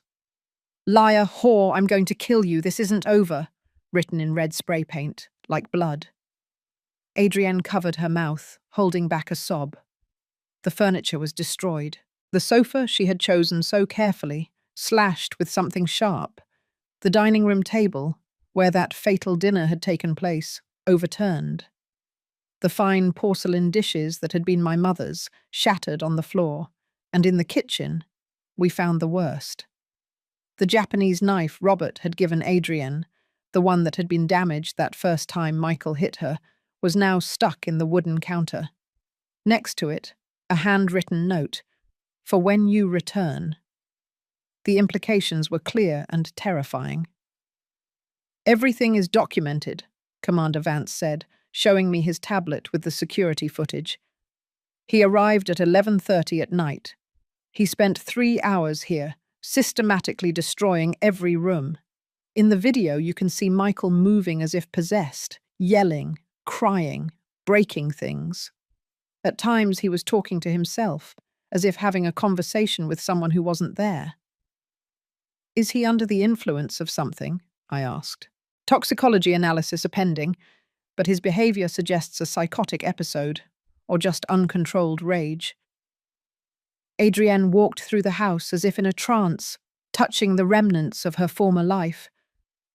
"I bought that lamp in Santa Fe," she murmured, looking at the ceramic pieces on the floor.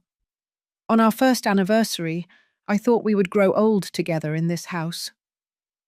She knelt beside the fragments, touching them carefully, as if they were sacred relics of a life that no longer existed. "Adrienne," I said softly, kneeling beside her, "this is not your life. This was an illusion. Your real life is waiting for you. A life without fear, without violence, without having to measure every word." "But Mum, look at this. Look what my marriage turned into. Walls with threats, destroyed furniture. How did we get here?"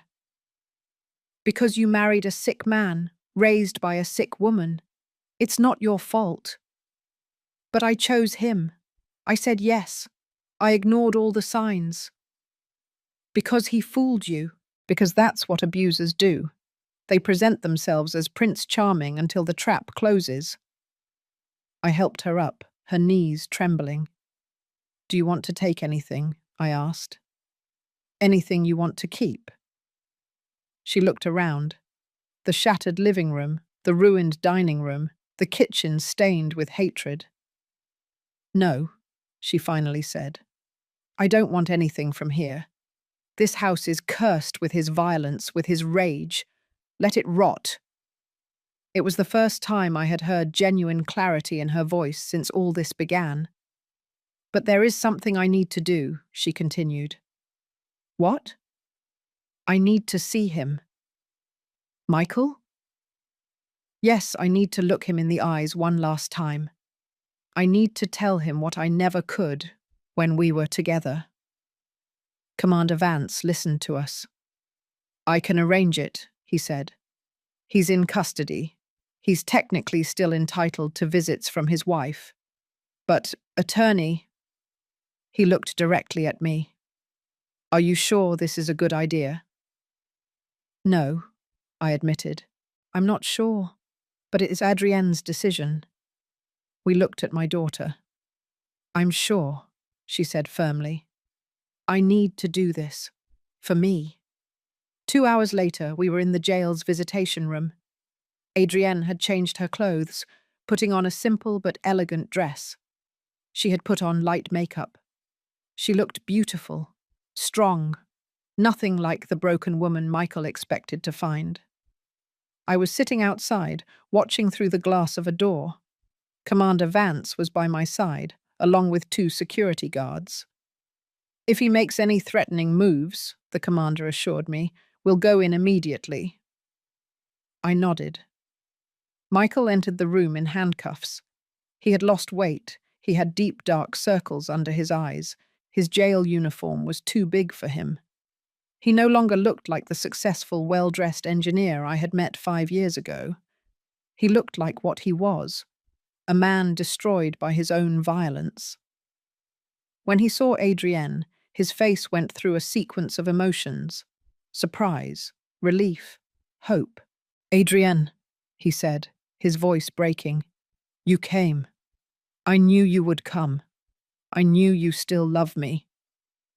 Adrienne didn't answer immediately, just looked at him with an expression I couldn't decipher. "Sit down, Michael," she finally said. He obeyed, sitting across from her with his handcuffed hands on the table. "I made a mistake," he began immediately. "A terrible mistake last night. I don't know what came over me. It was like something broke inside of me. But I can fix it. We can fix everything. If you just forgive me." "I didn't come here to forgive you," Adrienne interrupted him. The silence that followed was absolute. "What?" "I didn't come here to forgive you, Michael. I came to tell you the truth I should have told you 3 years ago. Adrienne, please, no. It's my turn to talk now. For the first time in our marriage, you are going to listen to me without interrupting, without yelling, without hitting." Michael closed his mouth. Something in Adrienne's tone must have told him that this time was different. "When I met you," she continued, "I thought you were everything I had ever dreamed of. Smart, successful, charming. My friends envied me, my family admired you. I thought I had won the lottery. But little by little, so gradually that I barely noticed, you started changing me, molding me into something that wasn't me. You criticized my clothes, questioned my friendships, controlled my time, and I allowed it because I thought that was love. I thought your jealousy meant you cared. Adrienne, everything I did was because I loved you." "No," she said firmly. "What you felt wasn't love, it was possession.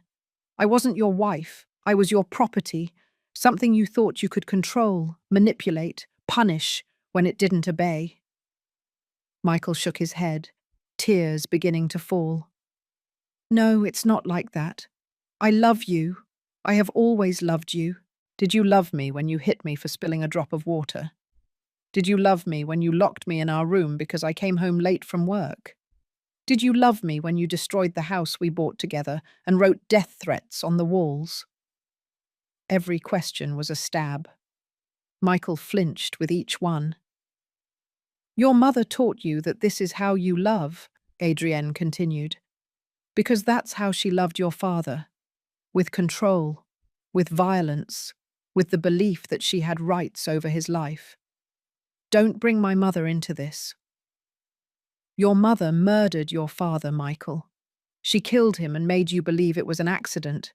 She raised you with that lie. She taught you that violence was normal, that control was affection, that victims were guilty. That's a lie, Michael screamed, rising from his chair. The guards tensed, ready to intervene. Sit down, Adrienne ordered with supernatural calm, and to my surprise, Michael obeyed. We have recordings, Adrienne said, of your mother admitting what she did, threatening to do the same thing to me, with you right there, listening, supporting her. She wasn't serious. Yes, she was serious. And deep down you know it. You have always known it.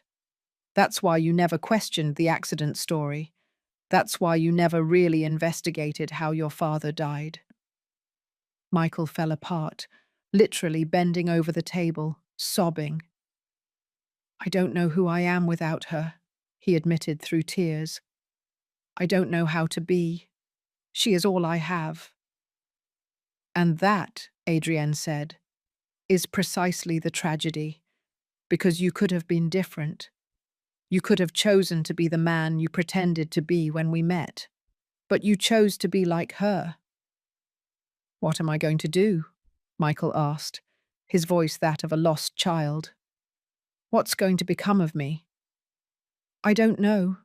And honestly, Michael, it's not my problem anymore. Adrienne stood up. I came here for one reason, to tell you that I am no longer afraid of you, that I no longer blame myself for what you did to me, that I understand that you were both a victim and a perpetrator. But that does not excuse what you did. I came to tell you that I am starting divorce proceedings, that I am going to get my house back, my money, my life, and that never, ever again will you have power over me. Adrienne, please don't go. Goodbye, Michael. I hope that someday, in some prison cell, you find the real therapy you need. Not for me, but for you, and for any woman who has the misfortune of crossing your path in the future. She turned and walked toward the door. Adrienne, Michael screamed. Adrienne, I love you. I will always love you. She stopped at the door without turning around. Love doesn't hurt, Michael. What you felt was never love. And she left. When the door closed behind her, I saw her transform. The shoulders she had kept tense throughout the conversation finally relaxed. The tears she had been holding back finally fell. But they were not tears of sadness. They were tears of liberation. I hugged her in the hallway, while Michael continued screaming her name from the visitation room. Is it over? I whispered. Is it done? Yes, she replied. It's done. That night, back at the Georgetown house, Adrienne walked into Robert's study, the same one where I had spent so many nights seeking his silent counsel. I found her there, looking at his photograph on the desk. Do you know what the strangest thing is? She said without looking at me. During all these months, I thought Dad would be disappointed in me, for marrying Michael, for not seeing the signs, for needing to be rescued. Your father would never have been disappointed in you. I know it now, because Dad taught me what real love was. He showed me what a marriage should be like. Mutual respect, unconditional support, constant kindness. That's why I knew something was wrong with Michael, she continued, because Dad set the standard, and Michael never came close to meeting it. She turned to me. Thank you, Mum, for not giving up, for fighting when I couldn't, for being strong when I was broken. Always, honey, always. We hugged in that study that smelled of old books and coffee, surrounded by the memories of a man who had taught us what it meant to love correctly. The next day, we formally began the divorce proceedings. We also filed additional charges for destruction of property and threats. With the security footage, it was an open and shut case. Michael now faced multiple charges: domestic violence, violation of a restraining order, destruction of property, threats. His family's lawyers tried to negotiate, but this time there was no room for negotiation. The evidence was too clear, the crimes too obvious, but Helen remained. She was still free, awaiting trial for her role as an accomplice in the violence against Adrienne. But now, with Albert Matthews' testimony and the recordings confessing Ray's murder, the prosecutor's office was reopening that investigation too. One afternoon, a week after the confrontation with Michael, I received an unexpected call. It was Helen. "Attorney Vance," she said with that voice I had learned to hate. "We need to talk." "We have nothing to talk about." "On the contrary, we have a lot to talk about. My freedom, my son's future, and what I am willing to do to protect both." "Are you threatening me?" "No, dear. I am offering you a deal." "I don't make deals with murderers." "How dramatic. Listen, I know you have recordings. I know that traitor Albert sold me out. But I also know that those recordings are not admissible in court. They were illegally obtained. They may not be directly admissible, but they provide the basis for a full investigation. And when that investigation is finished, you will spend the rest of your life in prison." "Maybe or maybe not. My family has resources, good lawyers, connections. We can prolong this for years, decades. What is your point?" "My point is that we are both tired. You, your daughter, me, my son. We have all lost something in this war. Wouldn't it be better for everyone if we just ended this?" "How?" "You withdraw the charges against Michael. You convince Adrienne to accept an amicable divorce without compensation. And I will make sure the investigation into Ray stalls. Everyone moves on with their lives." "Are you crazy? Do you think I'm going to let your son escape without consequences?" "Not without consequences. With reduced consequences. 1 year in prison instead of 6. Mandatory therapy. Permanent restraining order. Something that allows him to rebuild his life eventually. He hit my daughter. He threatened her life. He destroyed her property. And you have destroyed her life, her reputation, her career. Isn't that enough?" For a moment, just one moment, I considered the proposal. Not because I thought it was fair, but because I was tired, so profoundly tired of fighting. But then I remembered Adrienne's words in the visitation room. "Love doesn't hurt." And I knew my answer. "No," I said firmly. "There is no deal. You and Michael are going to face full justice. No shortcuts, no negotiations, no family protection. That is a mistake, attorney." "No. Accepting your offer would be the mistake, because it would send the message that money and connections can buy impunity. And I have dedicated my life to proving the opposite. You will regret this." "I doubt it. But Helen, there is something I want you to know." "What?" "Ray is going to have justice. Finally, after 11 years, his death is going to be properly investigated. His name will be cleared. And you are going to face what you did to him. You can't prove anything. I have your confession on audio. I have Albert's testimony. I have the original forensic reports with the doctor's notes. And I have something else." "What?" "I have time. All the time in the world to make sure you pay." I hung up before she could respond. That night, sitting in the garden of the house, looking at the stars, I felt something I hadn't felt in months. Peace.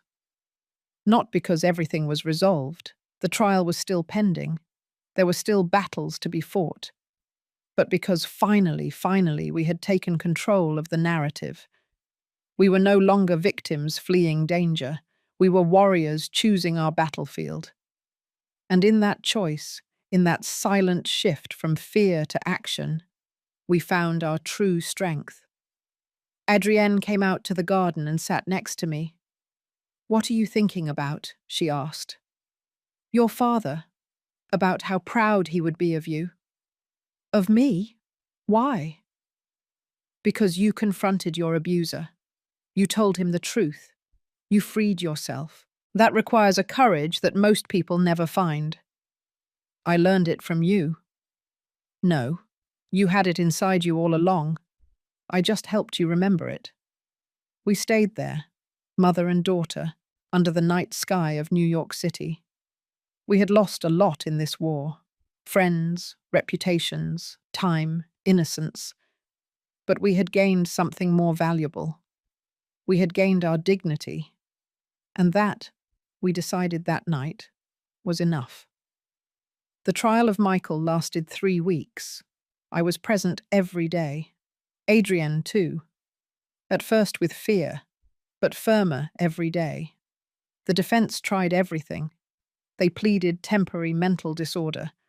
They argued that Adrienne had provoked him. They presented witnesses who said my daughter was manipulative. But the evidence was irrefutable. The security footage, the medical reports, the photographs of the destroyed house, and my testimony as a direct witness to that dinner. The jury deliberated 2 hours. Guilty on all counts. 5 years in prison. Permanent restraining order. Mandatory psychological therapy. When the verdict was read, Michael did not cry. He just looked at Adrienne with an empty expression, as if he finally understood that he had lost forever. Helen, sitting in the gallery, did cry. But they were not tears of remorse. They were tears of impotent rage. Her trial came 2 months later. The reopening of the investigation into Ray Matthews' death had revealed more than we expected. Testimonies from neighbors who were never heard. Medical records that demonstrated a pattern of injuries on Ray. Financial records that showed how Helen had taken total control of her husband's accounts months before his death. And the recordings. Those darn recordings where she confessed everything. Helen's lawyers fought hard. They argued that the recordings were inadmissible, that Albert's testimony was prejudiced, that there was no physical evidence after 11 years. But the judge, a woman of 60 years old, with a reputation for being inflexible in violence cases, allowed much of the evidence to be presented. The trial lasted 5 weeks. It was exhausting, painful. Every day revealed new layers of Helen's darkness. The final verdict, guilty of felony battery in the case of Adrienne, guilty of obstruction of justice for the cover-up of Ray's death. 12 years in prison. When the judge read the sentence, Helen finally lost her composure. She screamed. She called the judge corrupt. She pointed at me and yelled that I had destroyed her family. "You destroyed your own family," I replied calmly. "I just made sure you paid for it." They took her out of the room in handcuffs, still screaming threats. But in her eyes, I saw something I hadn't seen before. Fear. Real fear of what awaited her. 12 years in prison for a 64-year-old woman meant she would probably die there. And for the first time in this nightmare, I didn't feel satisfaction, only sadness for all the pain this woman had caused, for the lives she had destroyed, including that of her own son. 6 months after the trial, Adrienne received a letter. It was from Michael, from prison. She hesitated to open it. We sat in the kitchen for half an hour, looking at the closed envelope. "Do you want me to open it?" I offered. "No, I need to do it." She opened it with trembling hands. The letter was short, handwritten with shaky handwriting. "Adrienne, I don't expect you to read this. I don't expect you to forgive me. I just needed to write these words, even if they never reach you.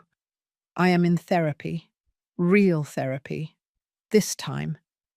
I have started to understand what my mother did to me, what I did to you, the cycle of violence that I repeated without even realizing it.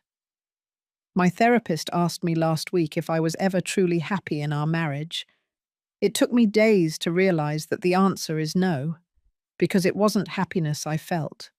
It was control, and when I lost that control, I was so terrified that I responded with violence. I know I will spend years here. I deserve it. But I want you to know something. You were right. About everything. My mother killed my father. I knew it always, on some deep level that I never wanted to acknowledge, and I chose to become her because it was easier than facing the truth. I am not asking for forgiveness. I don't deserve it. I just ask you to live, to be happy, to find the love I could never give you. And if you ever have a daughter, teach her what I never learned. That love does not control. It does not hit. It does not destroy. Love liberates. Michael. Adrienne finished reading with tears falling onto the paper. Do you think he's sincere? She asked. I think he's beginning to see the truth. If that will turn into real change, only time will tell. Should I answer? Do you want to? She thought for a long moment. No, because anything I say to him would make it about him, about his redemption, about his process, and I am no longer part of his story. She folded the letter carefully and put it away in a drawer. But I'm going to keep it as a reminder that even monsters of Chinsom are human, sick, broken, but human. That same month we received news about the Matthews family. Magistrate Edward Matthews, Michael's uncle, resigned from his position after an internal investigation revealed that he had inappropriately used his influence in multiple cases, not just ours. The prosecutor cousin also faced charges for obstruction of justice. The family that had seemed so powerful, so untouchable, was crumbling.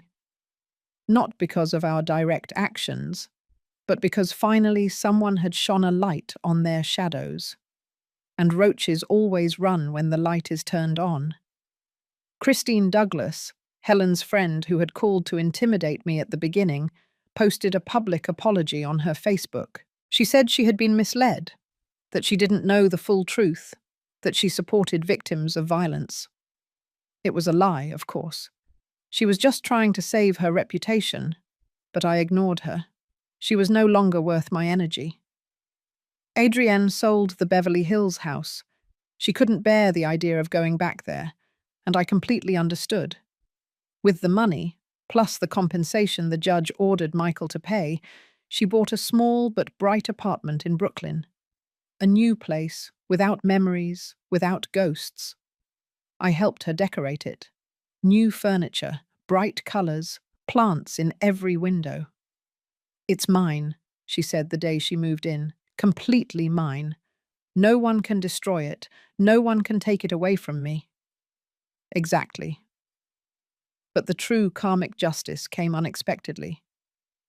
1 year after Helen went to prison, I received a call from the warden.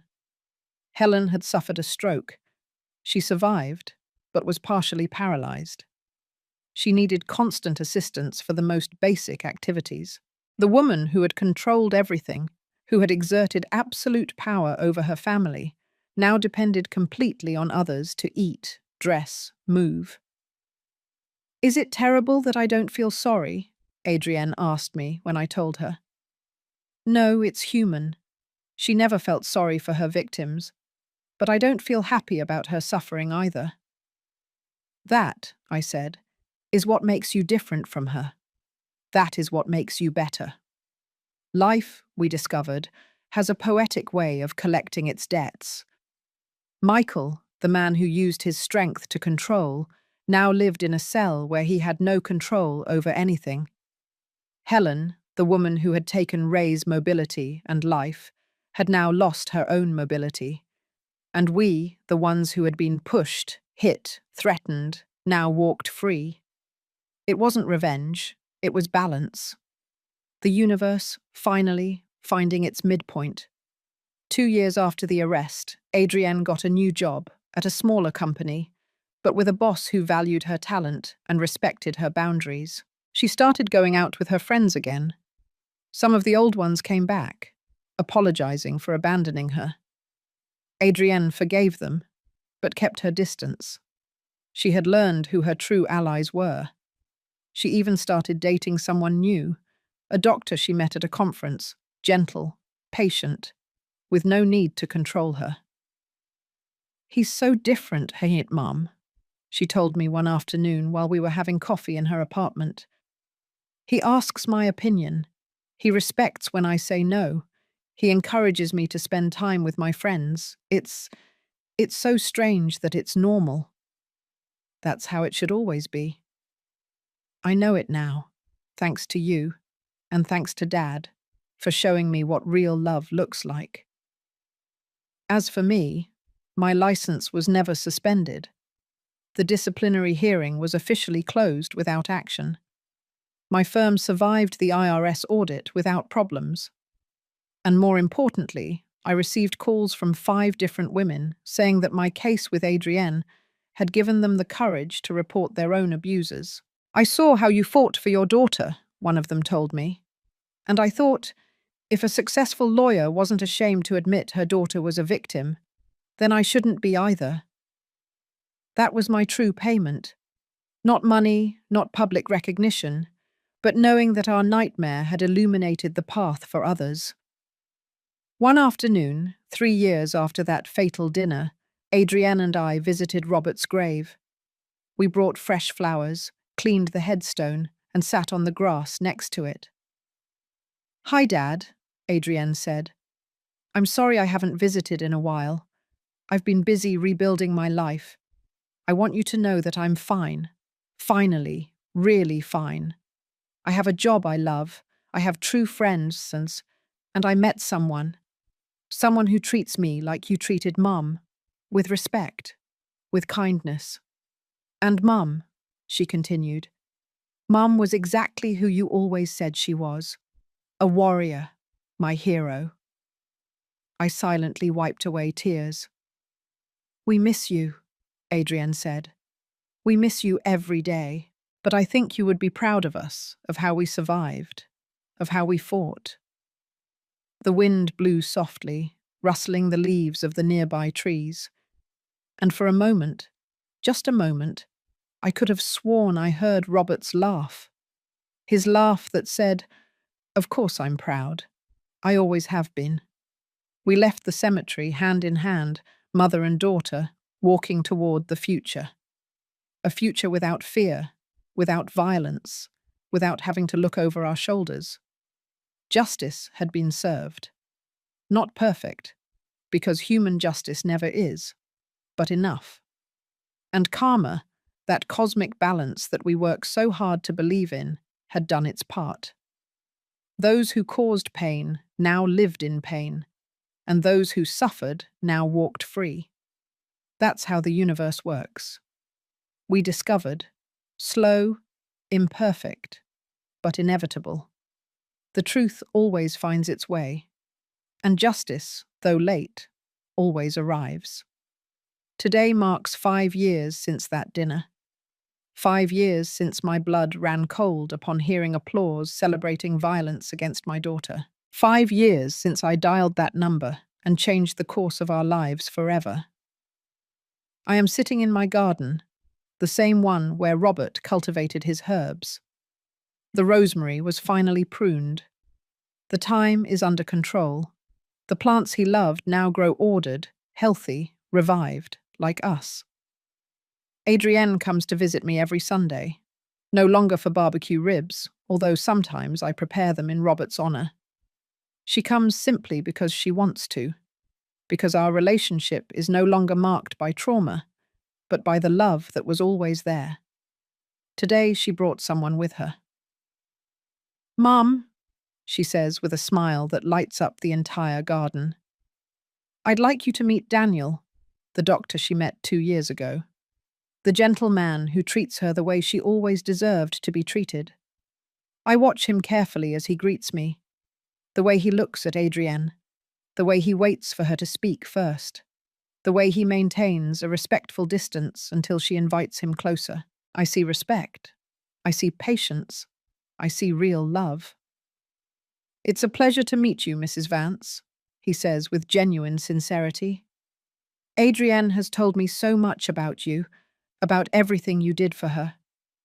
I only did what any mother would do. No, Adrienne says, taking my hand. Not any mother. Many mothers look the other way. Many mothers choose to believe the lies because the truth is too painful. But not you. You never looked the other way. We have lunch together in the garden. Light conversation, genuine laughter. Daniel tells stories from his work at the hospital. Adrienne talks about her new project at the pharmaceutical company, one that could help make medicines more accessible in rural communities. I'm returning to my purpose, she tells me, to doing science that matters, that helps. Your father would be so proud. I know. I feel like he's watching me, that they are both watching us. After lunch, Daniel kindly offers to wash the dishes. Adrienne and I stay in the garden, alone for a moment. Is it serious? I ask. Yes, she replies with a shy smile. Very serious. Mum, he asked me to marry him. My heart leaps, not with fear this time, but with hope. And what did you say? I said I needed time, not because I have doubts about him, but because I need to make sure I'm ready, that I've healed enough. That, I say, is exactly the right answer. It shows that you've learned, that you know your worth. I also told him that before I could say yes, he needed to know my whole story, the violence, the trial, everything. I don't want secrets in this relationship. And how did he react? He hugged me, told me that nothing in my past changes how he feels about me, that he admires my strength, that he would be honored to spend his life showing me how a woman should be treated. My eyes fill with tears. Then you have my blessing when you're ready. Thank you, Mom, for everything, for never giving up on me, for showing me I deserved something better, for saving my life. You saved your own life, honey. I just gave you the tools. We are silent for a moment, listening to the wind in the trees, the chirping of birds, the ordinary life we almost lost. Do you know what I've been thinking lately? Adrienne says. What? About all the women who weren't as lucky as I was, the ones who don't have a lawyer mother, the ones who don't have resources, the ones who are trapped with no visible way out. I think about them all the time. I've been considering something. I want to use my story, publicly, to help others. I look at her, surprised. Are you sure? That means exposing yourself, reliving the trauma. I know. But Mum, if my story can help a single woman recognize the signs, have the courage to report, know that there is life after abuse, then it's worth it. My daughter, my beautiful, brave daughter. Then we will do it together. I will support you every step of the way. Daniel comes out of the kitchen, drying his hands. Am I interrupting something important? No, Adrienne says, standing up. We were just finishing. Ready to go? Whenever you are ready. They say goodbye. I watch them walk away, hand in hand, toward his car. And for the first time in 5 years, I feel complete peace because my daughter not only survived, she flourished. That night, alone at home, I open my laptop. I have been writing these memoirs for months. The complete story, every detail, not for me, but for the others. For the women sitting at family dinners, feeling that something is wrong, but unable to name it. For the ones who receive the first blow and wonder if they are overreacting. For the ones who love their abusers and hate themselves for it. For the mothers who suspect but are afraid to ask. I write the last line. If my story helps a single woman open her eyes, it will have been worth it. Every tear, every battle, every sleepless night. Because in the end, it is not about revenge, it is about justice. And justice begins when someone, somewhere says, no more. I said no more that night in that dining room. When will you say it? I close the laptop. Tomorrow I will send it to be published. Tomorrow another battle will begin, this time to change hearts and minds. But tonight, I allow myself to simply be a 62-year-old woman. Mother, lawyer, widow, survivor. I pour myself a cup of hot apple cider, the last one Robert taught me to make, and I toast silently to my husband, who taught me what true love was, to my daughter, who found her strength in the darkness, to all the women who came before us, paving paths, and to all those who will come after, walking the paths we helped create.